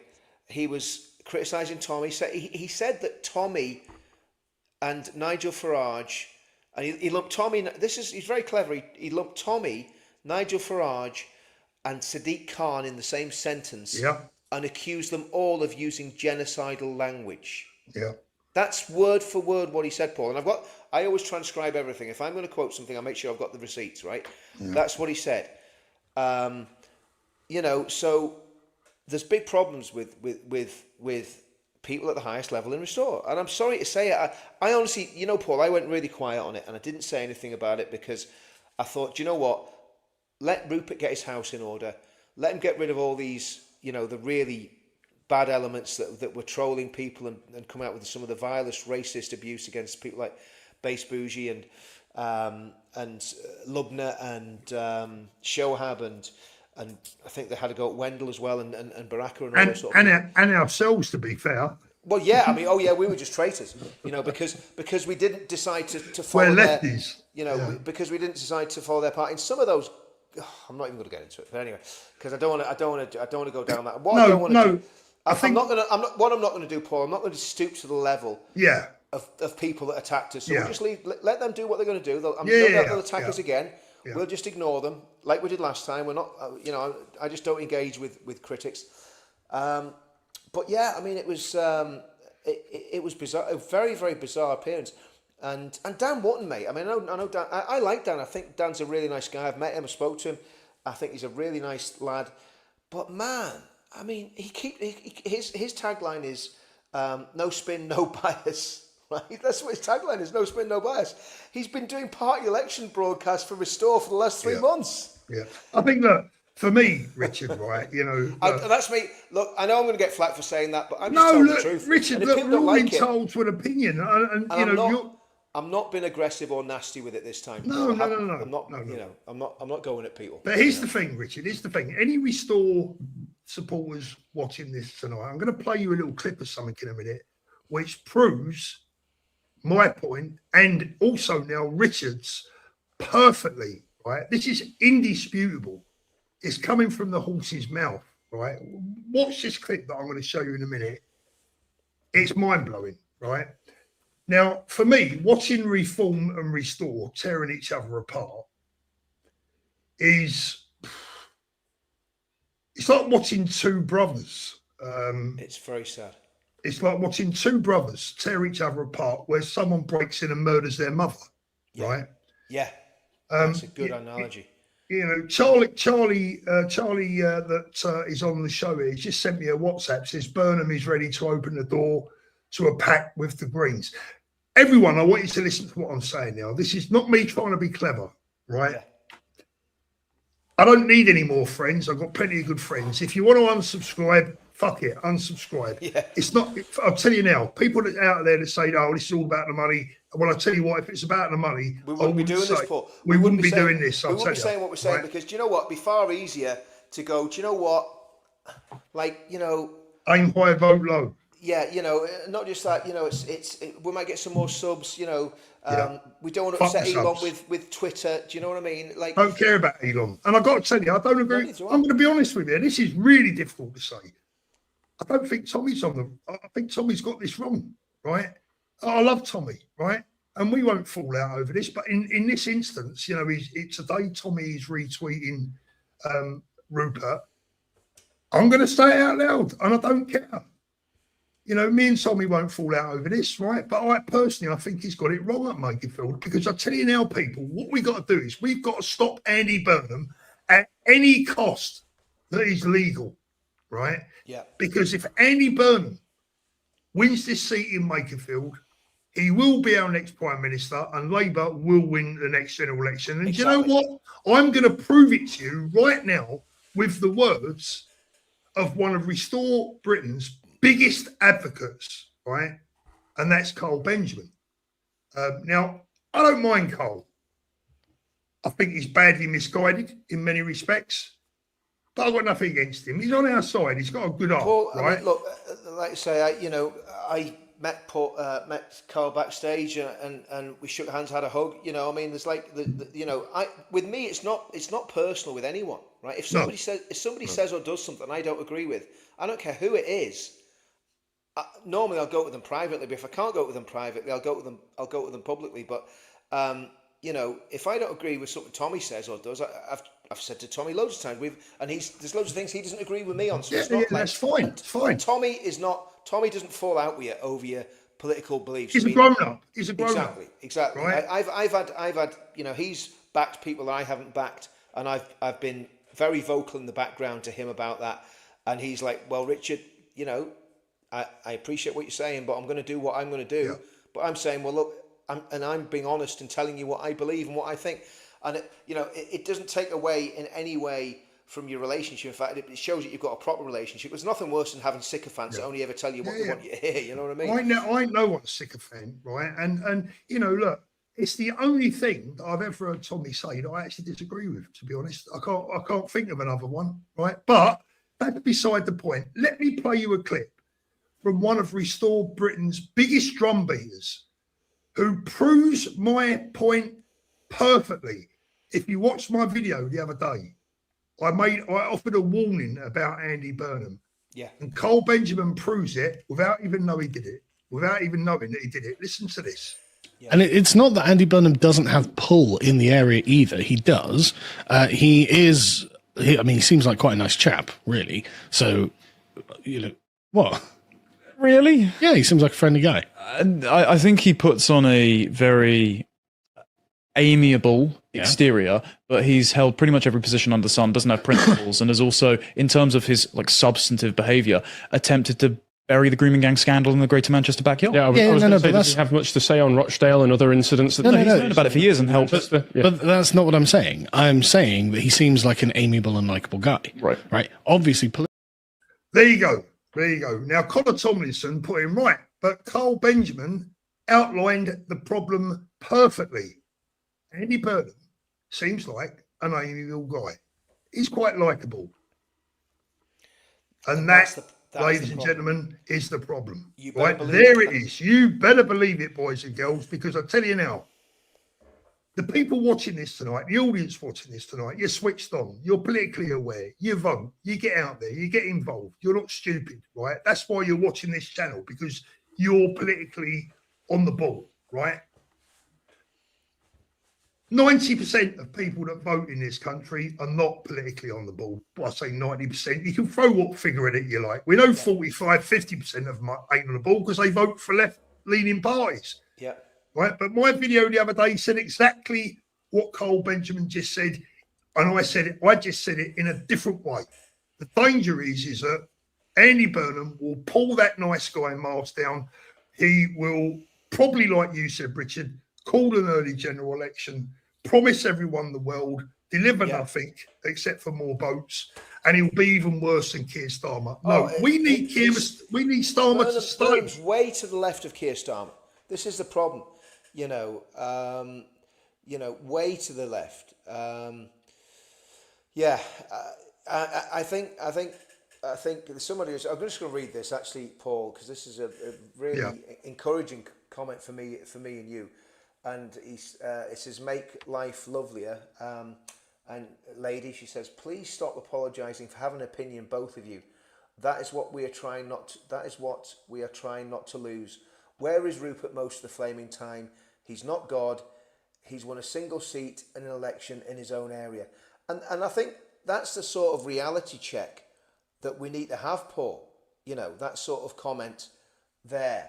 And again, look, if Restore Britain, the problem I have with Restore Britain, Paul, is the doctrine that a lot of the young lads that are in that party believe. And it hasn't changed, Paul. And fair play to Charlie Downs. He stuck by his guns. He hasn't changed what he believes. But I don't believe what he believes. No, do you know what? For me, Richard, I'm going to put all that to one side. For the moment, right? For me, this is just my opinion. It may not be yours, but for me, none of this matters. Yeah. What matters is stopping Labour and Andy Burnham. Yeah. That's all that counts. Now, John says, Restore Britain, straight talk from Rupert Lowe, disappointed in Nick Tanconi. His logic was of a defeatist. That winning road he was on was taking a knee before the fight. John, Let me ask you a question, John. In fact, I'm going to throw you a polite challenge that I don't actually mean, right? But you'll get the drift. I'll give you 50-1 that Restore Britain don't win in Makerfield, right? It ain't going to happen. Now, I would love to see the political world shook up like you wouldn't believe, and that we could, go down the road and think in 2 years' time we could have Rupert Lowe as Prime Minister. I wouldn't want the little firm he's got around him on the front bench, I've got to tell you, right? But if he had some more mature sidekicks, if there wasn't such a dare I say, even a godlike complex around him, I think he'd make a good Prime Minister, right? But John, we've got to be real here, my friend. As Rees-Mogg said the other day, and I'm no fan of Jacob Rees-Mogg. Jacob Rees-Mogg was bang 100% on the money when he said to Rupert Lowe, Rupert, this is not a game. And it ain't. This is not Sutton in Ashfield. This is not Canterbury or Dill or Dover or Brighton. This is Makerfield, where the future Prime Minister of this country is. We've got a chance to stop him in his tracks. And there's only one party that's capable of doing that in Makerfield. And anyone that thinks any different is living in cloud cuckoo land. And I'll tell you this, if Restore was to win up in Makerfield, I'll celebrate and I'll do my next live stream stark naked. Yeah. Right? So, John, it's not about, I did a little short earlier on and it said, this ain't about who we want to win. This ain't about what we believe in necessarily. This ain't about the anger that we've got for Nigel Farage, for Corners lot and for Richard. So it's not about any of that. It's about stopping Labour, stopping Andy Burnham and preventing the Labour government, along with the Greens, getting in at the next election. My party loyalty is absolutely still with Advance and Ben Habib. So I'm not a reform supporter, right? But neither am I, Richard. Neither am I. My point is, if I was in Makerfield and I want to stop Andy Burnham, the best way of doing it, and sadly, and at the end of the day, it's Rupert's gift to stand in whatever election he wants. He's a registered political party; he can do that. But sadly, he is literally paving the way for an Andy Burnham premiership. And I'm absolutely with you on this, Paul. If Burnham wins that election, he will have all the charisma of Blair and the politics of Pol Pot, Chairman Mao, and Kim Il Sung. And they'll all be Islamophiles as well. So, and I'll tell you something else, Paul. Here's another thing: the SNP up in Scotland are pushing for an independence referendum, right? Yeah. If this is the nightmare scenario, right, that the right is irrevocably split, okay, that Rupert gets a bounce in this election and he thinks, this is it, I can push all the way and I can get to number 10. He can't. I'm sorry. It's not going to happen. It's just not going to happen, right? It isn't. Because what is going to happen is there will still be a lot of diehard people with Reform. There's a lot of people still with Advance that don't like Restore. They don't like what Rupert did. They don't like Restore. There's a lot of people like that, right? I'm one of them. And I've got a right to say that. And, for all the idiots that want to attack me in the comments, go on ahead, fill your boots. I didn't see any of you on the 16th of May. So say what you want. It doesn't worry me, right? But the point is that we've got to be grown up. We've got to be really grown up, and we've got to realise our country's at stake. I think Nigel has failed the country. I think Rupert is failing the country. Yeah. I'm sorry. This is just how I feel. And I wish Ben hadn't have backed Restore in this vote. So you feel the same way? You feel the same way? Yeah. I feel all of them have failed us, Paul. See, I expected you. If I'm honest, Richard, I expected you to disagree with me tonight. But how could I disagree? You know my opinion on Restore. I've never changed my opinion. That's been my opinion from the beginning, and I'm not attacking them personally. I'm not going to attack them. Like say, Carl Benjamin, he's a nice lad. I'll sit down and have a pint with Carl. I don't agree with his politics, but there's loads of people I don't agree with the politics. Doesn't mean I won't speak to them. That's the difference between me and the fanatics, because the fanatics will fall out with you and cut your throat. Alex Phillips has been mercilessly bullied because she has stood on her principles and backing reform. Now, I wouldn't agree with Alex on reform, simple as that. But she has been bullied and slandered, as has people like Base Bougie. Women have been getting absolute vile abuse from these trolls that have Restore stickers on their profiles. And the Layla Cunningham thing, Paul. I mean, Dan Wootton covered it on his show.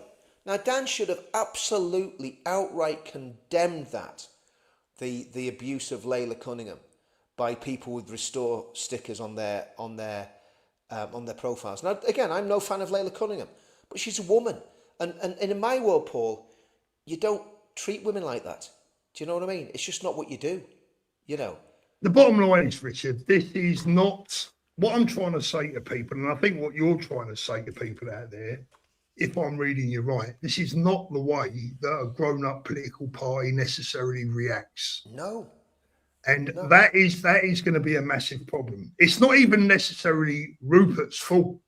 Yeah. But it kind of is, because he's in charge. He's the leader, mate. He's the leader. The Bucks. Yeah, it's like the manager of a football club, right? I'll tell you now, Paul. If I had people who were sitting on podcasts with Jewish people telling them you're going home and all your family's going home, right? I would throw them out of part. I wouldn't have them as members. Now, I had a disagreement with someone very senior in advance over this. They were like, well, anyone can join, and whatever they say, it's them joining shows that they agree with our principles. Well, I would kind of say, and it comes back to the pledge as well. If you signed the pledge, then you can't hold those positions, because the pledge is built to be a very, very when we started this, Paul, when I started doing Veterans Against Terrorism, and I was working with the football lads, and we were working on what do we actually believe, and there was a little saying that we had, which was just very simple: we're against all extremism. That was the saying we had. We're against, and I still maintain that. I've always been against all extremism. I don't like extremism. I've seen where it goes in Northern Ireland. Don't like it. I've seen the flipping body bags and the flipping funerals. I don't want that for England. No, we don't. Look, Richard, Lezanne says Burnham won't get it, Restore will. I hope you're right, Lezanne, but let me just read out. I don't think that, sadly, Paul, even if that happened, that doesn't solve the problem. In fact, it makes the problem worse. What? If Restore won it, it would make the problem worse to a certain extent. Because I think she said Reform, didn't she? No, she said Restore. Oh, did she say Restore? Are you sure? I think so. But look, I mean, the reality is, Paul, the difficulty on this one is, if Farage wins it with a smashing, stonking majority, right? Yeah. Then his tail's going to be up in there. He's not going to listen to anyone. He's not going to want to make pacts with people. That's not going to happen, is it? He's not going to win it with a stonking majority. Well, not now. Not now. No. He's not. I mean, Richard, let me get on to this. Look, the 2024 general election, there was 70. The electorate is 76,000 people, just over, right? The turnout was 52.5%. I think you're going to be looking at a bigger turnout this time around. Yeah. Probably as much as 60, even 65%. Labour hold a 5,399 majority. Robert Kenyon, who is the same person standing this time, 12,803 votes, right? Now, let's just look at this for a moment. 12,803 votes. Josh Simmons, who is a nobody compared to Andy Burnham, got 18,202 votes, right? And Labour's change was only 0.1%. Reform was up 18.7%. Now, if Restore supporters are so confident they're going to do well at Makerfield, let's go along with them for a minute. Let's say they get, I don't know, let's say they get 20% of the vote. That means Reform are going to be left with 11%. Yeah. Right? And way behind Labour. Labour's majority is going to increase, not decrease. Yeah. Right? Exactly. And this is the danger, everyone, right? Look, I can't convince you. You guys out there will do whatever you want to do, right? But what I will say I'm looking at the comments, Paul, and I'm just despairing, to be honest with you. I'm just despairing. You know, Well, I'm just looking. I'm just going. Do you know what? It makes me want to go. Do you know what? F the lot of you. I'm done with all this. You know, if you don't, we're not telling anyone what to do. We're not telling people how to vote. All we're doing, Paul, is giving our opinions. Right? And We're telling the truth. you would think we were responsible for the Holocaust, the flipping, you know, the murder of 70 million people in Russia, and you know, Chairman Mao's revolution. You know, people in the comments, grow up, stop being babies, and flipping, you know, realise that when we're giving an opinion, we're giving an opinion. If you don't like it, that's all right. Yeah, that's fine. Yeah, that's fine. That's fine. But personal abuse in the comments, because I don't think restores the answer. I'm afraid, you know, Richard, anyone sending personal abuse is just showing their IQ. That's all they're doing. Calm65 says, restore Britain, millions must go. Look, great strapline, right? But that ain't going to win you a general election. It ain't even going to win you Makerfield, right? He's put it in there about 10 times, mate. You know, you can go out and spray that on the wall if you like. Yeah. Ain't going to win you no votes. Yeah. Right. Like I said, it's time for grown-up politics now. And there's some great, do you know what? There's some great people in the comments that are putting some very sensible stuff in there, you know. But again, you know, there's just. Lesanne says restore our storming ahead. I don't believe they are. I honestly don't believe they are. They might be storming ahead on X, but by-elections ain't run on X. Right? They've got a brilliant social media team, brilliant, first class. Yeah, well, that's what I mean. I said that to someone very senior in a few people very senior in advance the other day. I said, look, you've got the policies, you've got some great people. The problem is your social media is completely pants. You know, that's the Paul. I'm not going to read out your full name, but it made me chuckle. He says, restore win Makerfield. I tell you what, Paul, if they do. I'll do my next live stream after that. I'll do it naked, and you can all have a laugh at my expense. That gives everybody in Makerfield that's got a vote. Please, don't let Restore win that, because I can't think. Paul, if you're doing a stream naked, I'm not going to be on the same stream, mate. I'm just exactly. Well, actually, unless I get my kit off, and just to make everybody jealous. Do you know what I mean? No, here's the thing, though. Seriously, Paul. Right? Listen, mate. I don't know what to say to you, brother, right? At the end of the day, they ain't winning. And we're living, a lot of you guys living in this bubble, right? Living in a bubble that we all live in, because we all live in the same bubble, right?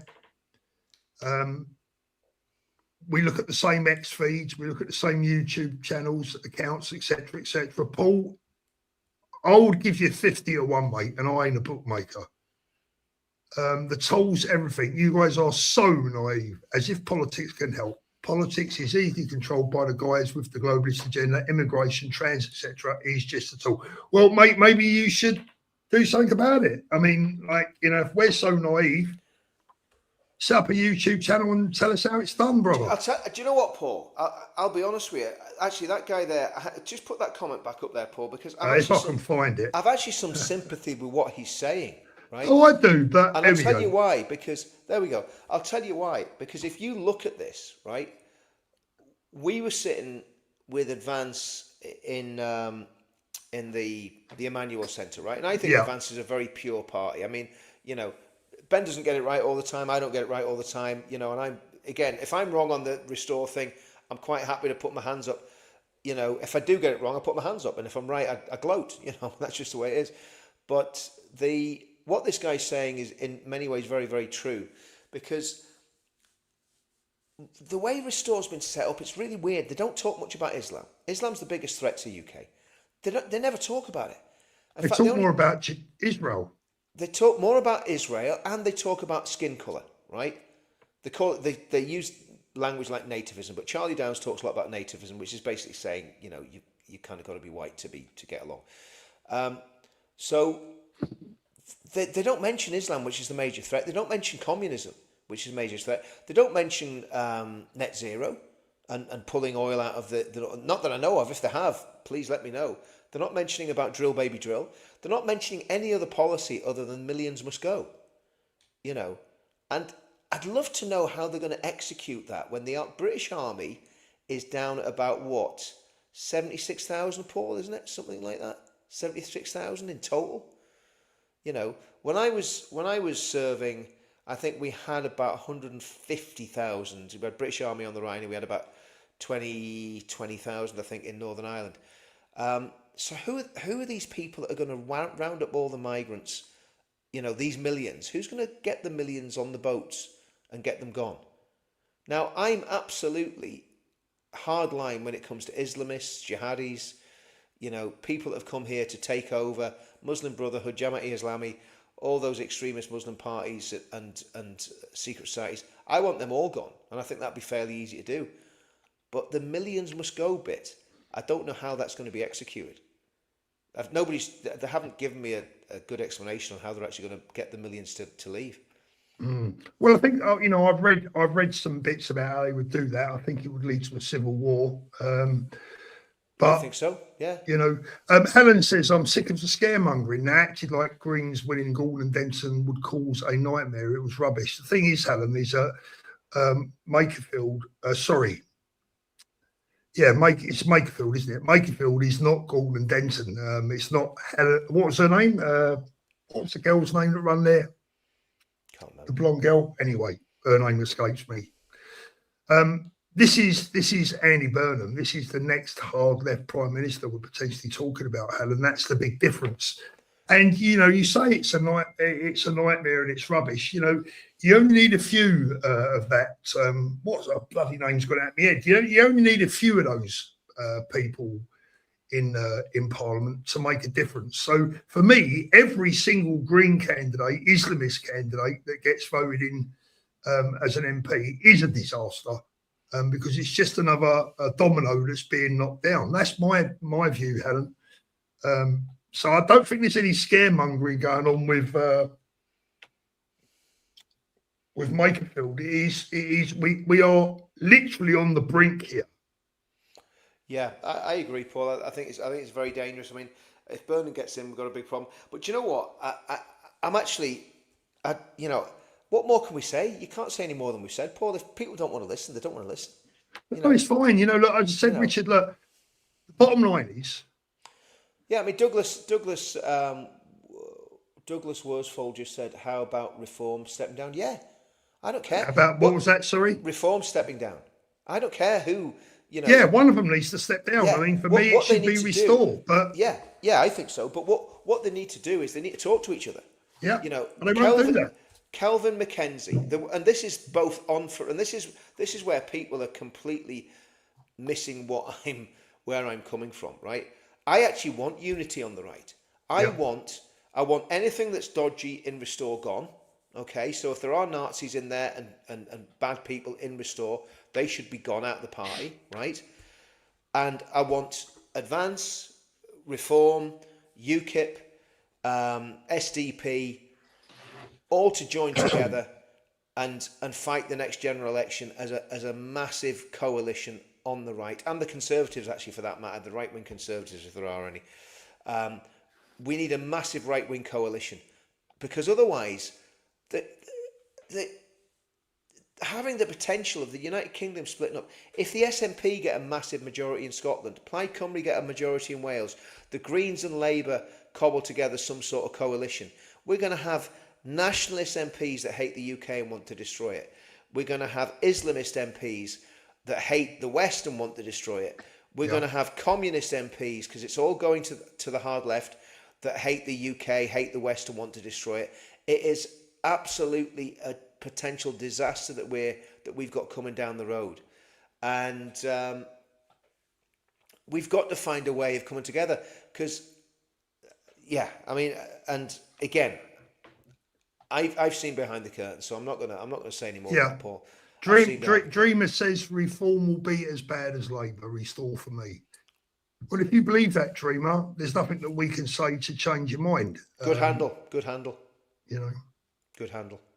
You know, at the end of the day, I know one thing, that under a Reform government, Richard's not getting arrested. I can come home. Lucy Connolly wouldn't have gone to jail. Peter Lynch would still be alive. Sorry, mate, I don't go with that. Yeah. Sorry. I mean, you know, you see the, you know, the split in the chat, and you just go, we're in trouble. We are in big trouble. And you know, what we need is a unifying, and we haven't got a unifying figure. We don't have a unifying figure, Paul. Do you know the only unifying figure we've got is Tommy? And I think when Tommy retweeted Restore, I would say, you know, Tommy would at the next week retweet Britain First or UKIP or Advance. He does. He does, Paul. He does it all the time. Tommy's not party political. You know what I mean? So, you know, but I think the issue with what we need is a genuine leader, a man who will have the fortitude to bang some heads together and the power in his personality to get people followed. We need another church. Well, unfortunately, Richard, it certainly wasn't me, because the responses I were getting from people were, I'm going to be honest, right? I've been honest about someone that I consider to be a friend and a man that I respect immensely. That's Ben Habib. I've been honest about Ben twice this week on things that he probably won't like. Yeah, it is what it is, right? I've been honest. Well, about. I'm the same. I mean, I don't think he should have backed Restore for this election. It is what it is. I don't think Tommy should be necessarily backing. Here's one of these. Mr. Waffle, Richard, you're a hypocrite bashing Restore and wondering why people are divided. Leave it out for F's sake. I don't know what to say to that, mate. To be honest with you, I literally don't know what to say to you. You know, I'm expressing my political opinion. Yeah. In discourse, you don't call someone a hypocrite for expressing a thought-out political opinion. It's a completely wrong use of the English language, for one. And secondly, it's actually quite rude. You know, I'm not calling you a hypocrite, mate. I don't know who you are. I don't know anything about you. Richard, I don't know. I'm going to be honest, as I say. I think we're going to draw to a close soon, and I'm just going to tell it as it is, as it's been. You know, I was disappointed in Ben's response. Yeah. I was disappointed in Restore's response, not only to, I mean, look, listen, if Restore are not interested in trying to get people to register to vote, the very thing that Restore supporters tell us that he's going to win the next general election from, getting those that are disenfranchised to vote, well, they got to fucking register to vote, right? Yeah, yeah. And then when you approach them to say, you know, come on, help us out here. Let's get people to register to vote. Not interested. Can we speak to Rebecca Kenyon? Rebecca Shepherd. Yeah. No. Yeah. Fucking joke, Richard. I know. Well, I mean, here's Monty in 1964. And you've got to agree I've got to totally agree with what Monty says here. Reform didn't want us, so F them. Now, I get that. Yeah. You know what? I can't. That. And this is the thing. This is where people don't really. I'm not patronising that guy that called me hypocrite, but he was insulting me. So I'm going to not insult you. But I'm going to say, listen to what I'm actually saying. Yeah. With me, it's a curse in all your houses. I don't like Reform. I don't like Restore. Okay. I think both of those parties, to me, are not my cup of tea. I'm an advanced member and an advanced supporter. Why would I come on this channel as an advanced member and promote Restore? Now, I know the leader of the party's done that, but that's not me. To me, advance is the best solution. You know, if we can get the traction, get the social media going, we've got a great team there. We've got some great brains, some great people, and I think it would be a tragedy if advance fell by the wayside. But that's another story. So, you know, I'm just expressing my opinion. People tune into this channel because they like hearing me and Paul just tell what we think. Now, that's not hypocrisy. That's called telling the truth, my friend, whoever you are. I've lost your name now. Chris says Andy Burnham winning Makerfield will give us all a kick up the arse. It won't, Chris, I'm afraid. What it will give us is probably another... Prime Minister. It will give us a lot more than that, Chris. And this is why... Like I said earlier, we have to stop Andy Burnham at all legal costs, right? And whether we like it or whether we don't, at this by-election, it means voting reform, right? Yeah. And if anyone wants to disagree with me, let's see what happens. Yeah. Right? Exactly. Because I tell you now, and I'm going to say this, right? And I don't give a shit. I'm going to say it. If Restore prevent reform from winning this by-election and Andy Burnham becomes our next Prime Minister, this is on you. Absolutely. Now, if we're Paul, if we're wrong on this, or I'm not going to dress up, I'm not going to come on the show naked. But if I'm wrong about this, right, and Restore win this seat, right, if Restore win this seat, then I will apologise to the Restore. Me too, people, 100%. Now, I'm still, you know, people are right. I'm not a hypocrite because I'm not a fan of Restore. There's things in Restore that I find very, very concerning, deeply concerning, and I've been very clear about that from the very beginning. To me, as far as I can see, those things haven't been dealt with. Rupert's made the right noises, but he hasn't dealt with things at a systemic level. So, you know, as far as I'm concerned, there's a massive problem here. And if Restore win, I will apologise to the Restore people in the comments. No, I don't have a problem. I've apologised to people before. I apologise to Carl Benjamin online when I was rude to Carl. You know, don't have a problem with that. So anyway, it is what it is, Paul. We're gonna I don't even get what that's about. There you go. That was John again, I'm afraid. I didn't say that, John. I think you need to put your hearing aid back in, mate. Well, this is the problem, you see, Paul. People get completely, you know. See when I make a comment on what somebody said. Do you know what I do, Paul? I download the video and I transcribe it so I know exactly what was said. So I'm not speculating. Do you know what I mean? You know. But anyway, do you know I'm done with this, Paul? I'm done with even talking about it because there's no point. Because well, you know, look, Richard. As I said to you, my friend, right? I'm past trying to keep people happy and trying. Oh, I'm not trying to keep people happy. Right? I've just got zero tolerance for flipping for people that are not very bright.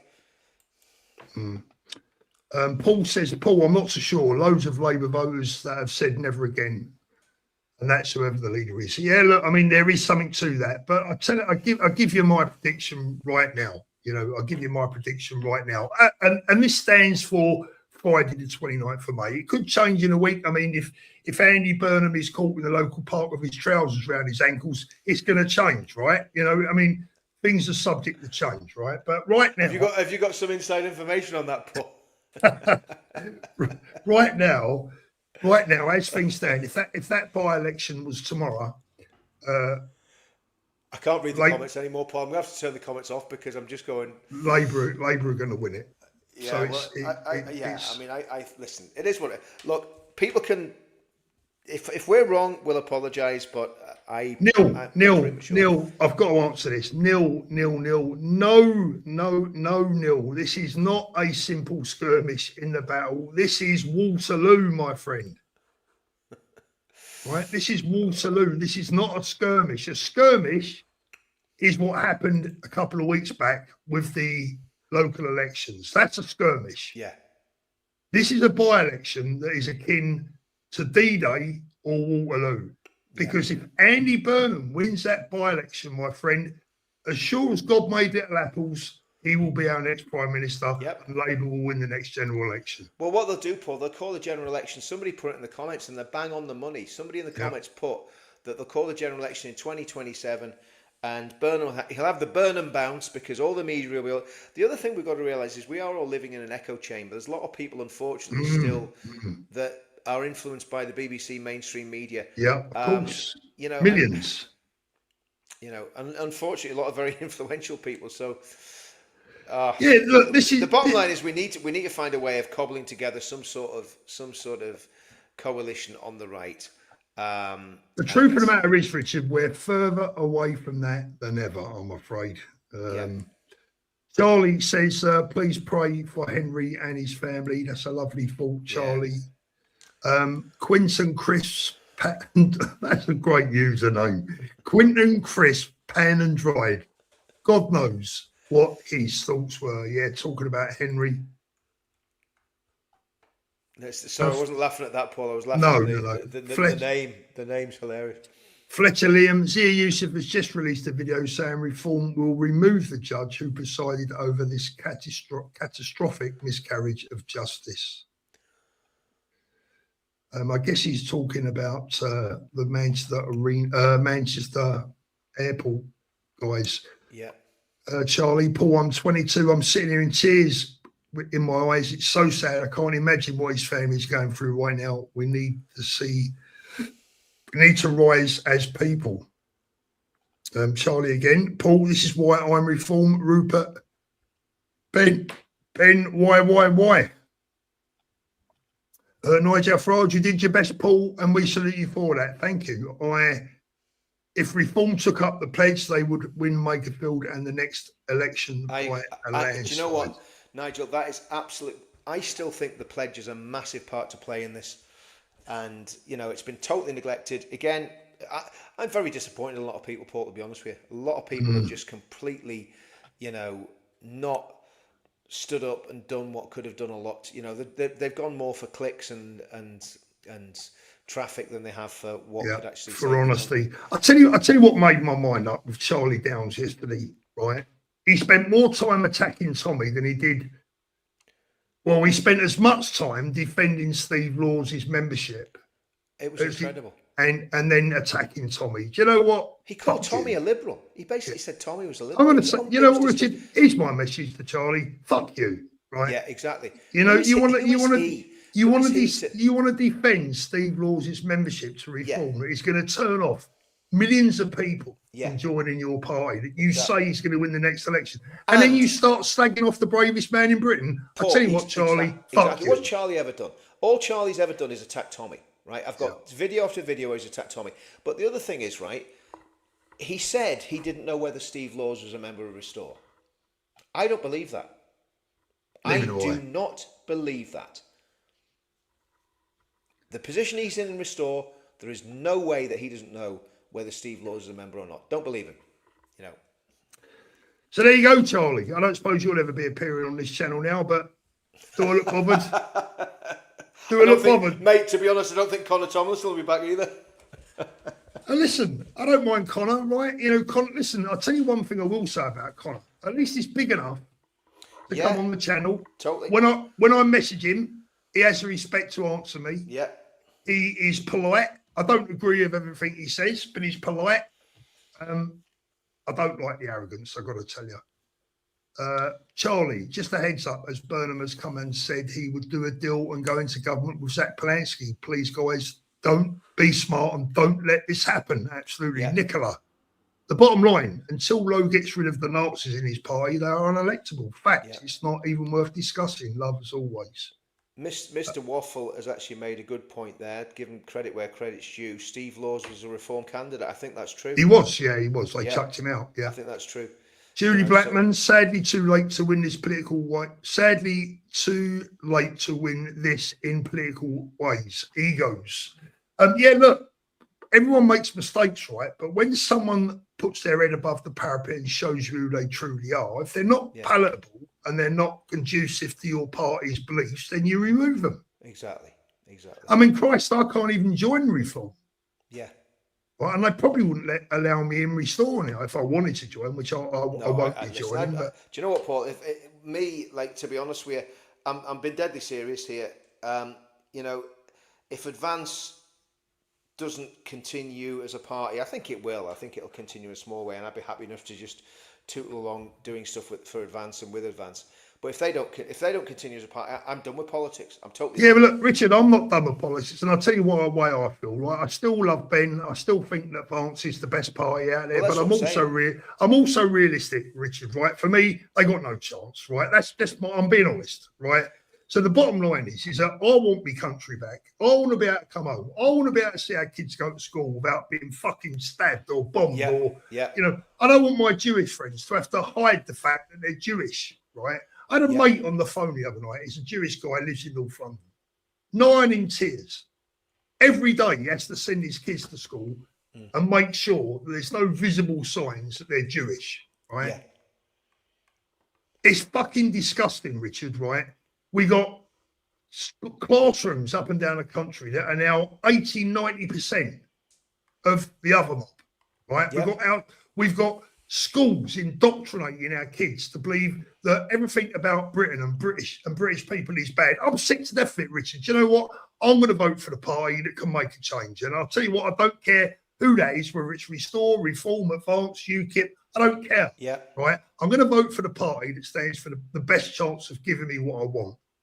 Even if it ain't completely what I want. I'd rather have 50% of what I want than 100% of what I don't want. Yeah. That's where I'm at, Richard. Nick Core, thank you very much, Nick. Don't either of you ever apologise for speaking facts. Listening to you both gives me hope that there's still some sanity and honesty out there. Thank you, Nick. I can tell you now the thing is, Paul, you know, I don't care. The thing is, people have got to realise I don't really care what they think of me or what I say. I'm just not interested. I don't want to be a leader. I don't want to lead this movement. I don't want to have anything, you know, I'm not interested. I'm just coming on here and giving my opinion. And if people don't like it, that's fine. That's fine. That's okay. But, you know, it's just the actual, you know, people in the comments saying, Richard, you're arrogant. It's a very arrogant thing to say that I'm arrogant because you don't know anything. I'm not having that. Listen, let me tell you this, right? Of all the people I've met in this movement, nobody is more dedicated to this than Richard, right? And what I will say is that, and this is in the defence of me and you, Richard, right, is that we know a lot more than we can actually say. Oh, I think that's fair to say, right? Am I exaggerating when I say Paul, I'm going to say something. I've got a contact at the very top of Restore. Okay, I'm not going to say any more on that, but in a very, very prominent position, right? Very close to the leadership of Restore, right? And they told me, right, that Rupert didn't go to Tommy's event because it was too risky. Now, whether they're trolling me or not, who knows? Right? In what way? Too risky? What do you mean? It was too much of what was said was it was too much of a risk, right? Now, what, more risky than Charlie Downs going on TV telling everyone? No. It was too risky to go for Rupert. It was too risky to go to the Tommy demo. That's what I was told. What, personal safety? Well, I don't know. There was no context. That was all that was said. Rupert didn't go because he thought it was too much of a risk. He thought it was too much of a risk. That's why he didn't attend. That's what I was told. Now, if that's true or not, I don't know, right? But it was someone that should know what they're talking about, right? So, you know, again, you know, and all I'm doing is just saying that's just the way it is. So, you know, because people were saying in the comments about Ben, and that's a very good point. Ben did go to UTK and speak at UTK, which was the right thing to do for Ben, you know. Charlie, big love to you too. Grown Up Politics Reform for Makerfield. Thank you, mate. Vicky, one of the guys on Lotus is with reference to the racism that Restore are not responsible for their supporters, for who their supporters are. I mean, the thing is, right, this is a touchy one because, look, Ian Huntley was a Man United supporter. It's not Man United's fault that Ian Huntley was a Man United supporter. But I tell you what, if he showed up at one of the supporters club's meetings, I'm sure they would have kicked him out, right? And that's the bottom line. If you've got people that support you or your party and they're not of good character and they're not going to advance your political ambitions, then you remove them, I would have thought, wouldn't you, Richard? I would have thought so. Yeah, I would have thought so. Charlie, in my opinion, there has to be more policies than just migration. Richard is right. You can't run a government based on just immigration. The country is broken. The wonderful Claire Bear for the women in the chat calling for Paul to get naked, joking, just trying to cheer everyone up. No. You really don't want to see that. You really don't. Well, not you, Richard, anyway. Jane, love you too. What are your thoughts about the rumour of Rupert's son wedding a Muslim related to Lady Anne Halal with all this going on with Restore? I mean, Jane, I'll be honest with you, right? I don't really care. I don't really give a shit who Rupert's son married. I don't care what religion they are. Don't mean anything to me. It won't affect my life. I'm interested in saving the country. That's where I'm at with it. Yeah. You know, yeah. And nobody's, you know, would there be a bit of hypocrisy there? Possibly, but who cares? Like, if your son decides, if your son decides to marry a goat, there's nothing that you can do about it, is there? You know. Jimmy Jackson, I live in Makerfield. It's all reform, have faith. Now that'd be great if reform, you know, to as much as I hate to say this, because I don't like reform. I mean, this is the thing. Yeah, me too. That's the trouble. Yeah. But you know, as much as I hate to say it, I actually want reform to win this election. You know, I want reform to win because I think it's either reform or Burnham. That's the, you know, that's the bottom line. That's what the polling says. That's what the polling and that's what the bookies say. Yeah, and the bookies, Right. the bookies don't go. I mean, the thing is, Paul, I had this in my own constituency, right? My local MP is a personal friend of mine, Tim Collins, who was an SAS war hero, absolute legend. I knew him from back in the day in Northern Ireland, right? And I went to Tim Collins and I said to Tim, I says, Tim, I says, you can't win this election. I sent him the spreadsheets with all the stats and he just fobbed it off, you know. He said, oh, don't worry about it, Richard. You just get behind me. I'm going to win anyway. I says, look, I says, Tim, I says, you're not going to win. I says, Alex is very popular in the constituency. He's the unity candidate. You've come in from outside. You've got absolutely no chance of winning, right? And I think he got 6,000 or 7,000 votes. But what he could have done, and it very nearly happened, he could have actually put a progressive lefty candidate in as our MP again, because that's what we had. We had a lefty candidate who'd been an MP for 5 years, who was dreadful, and we now have got a really good, you know, sensible unionist candidate in my constituency, because thankfully I did stuff like this, went on podcasts and said, guys, I'm not being funny, I like Tim, he's actually, you know, someone that I'm massive respect for as a military man because I served under him, but he ain't going to win. So like all these people that are kind of attacking us as if we don't know what we're talking about, we've been about a bit. You know what I mean, Paul? We're not naive little children. And well, look, Richard, it will all come out in the wash, and people can either come back and admit they were wrong, or they, or we're going to have to eat humble pie. We'll have to. If Restore win, I will absolutely apologise and say I got it wrong. And I'll do the next show naked, and I'll buy a can of dog food and eat it as humble pie. Talking about dogs. Talking about dogs. Paul, about dogs. Oh, I've got something to tell you about the dogs in a minute. Don't let me go. Never mind the dog eating me Christmas dinner. This is even worse, right? I heard something going on with your dog tonight. There seemed to be a little bit of flipping. I'm not happy. Charlie, thank you. Paul and Richard, you guys are the definition of patriots. Big love, gentlemen. The people that are switched on know what to keep, to know what to do. Keep burn them out. Thank you. And Fletcherism, last super of the night. Reform aren't perfect, but they are in the right direction. Thank you for all those supers tonight. Because I'll tell you what, Richard, I need them, and I'll tell you why. I'm going to tell you why. I've been looking at my shopping bills out here in Spain, right? And I'm like, so the wife went out shopping the other day, and she's carting bottles and bottles of this stuff back into the kitchen, right? And it's going in the fridge upstairs, it's in the fridge downstairs. I'm not a big water drinker. She drinks a bit, mostly wine. But I said to her,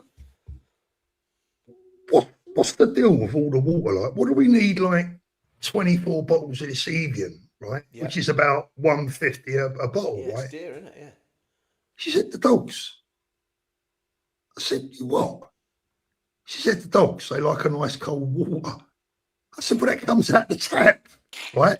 He said, no, you can't drink the water out here. The dogs. She's been giving the dogs Evian.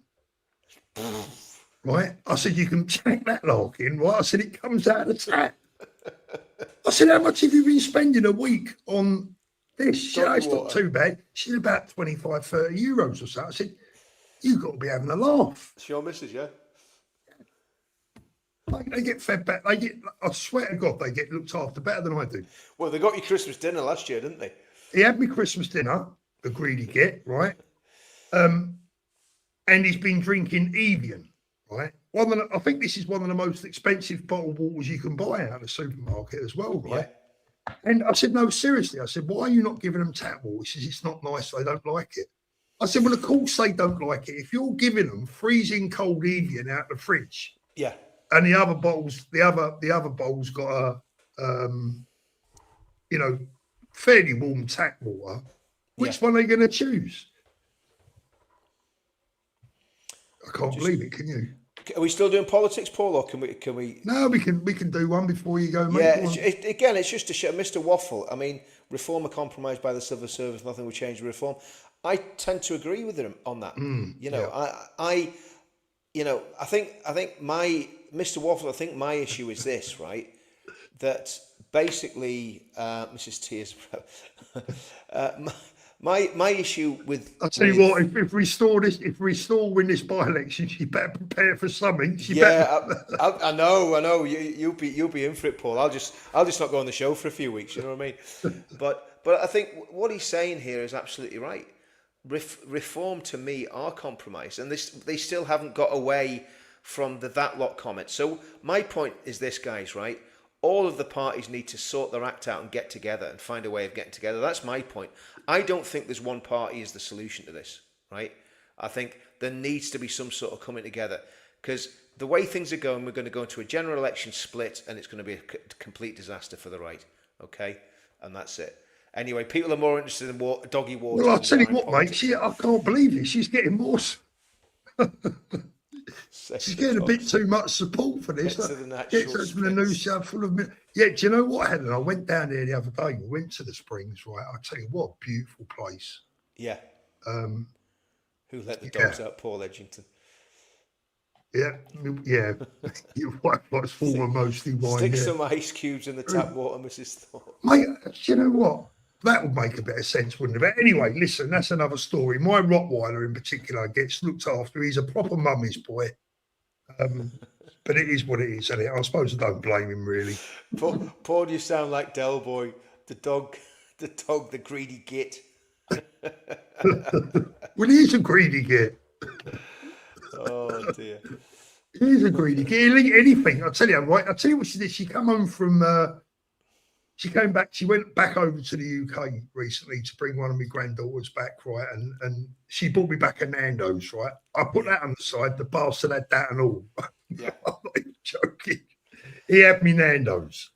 Mate, we're going to get our first Nando's in the town I live in the next few weeks. It's been built at the minute, so they knock those things up pretty quickly, don't they? But the problem is Nando's, it's halal, isn't it? Isn't it halal? Well, it depends where you buy it.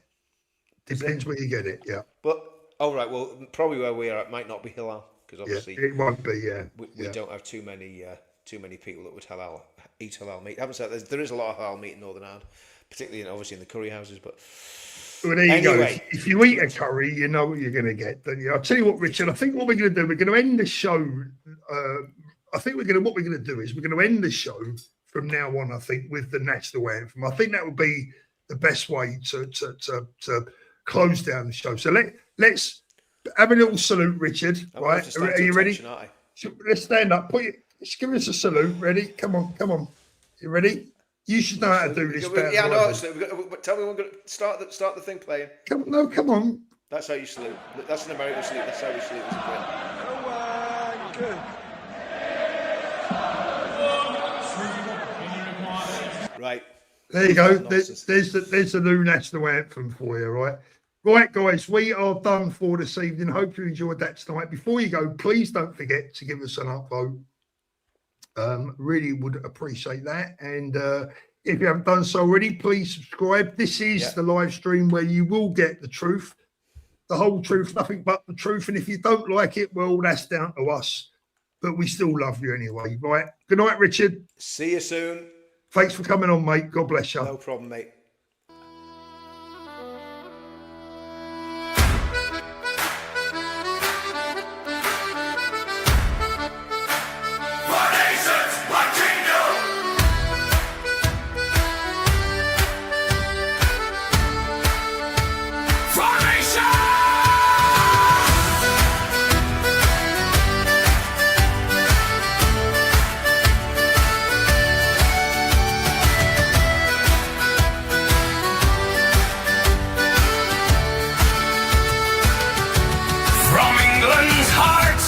Scotland's hills, from valleys wide to Ulster's will, the drums are sounding, the call is near, for every patriot to gather here. 4 nations, one kingdom, together we rise, beneath one flag under British skies. We will not bend or compromise.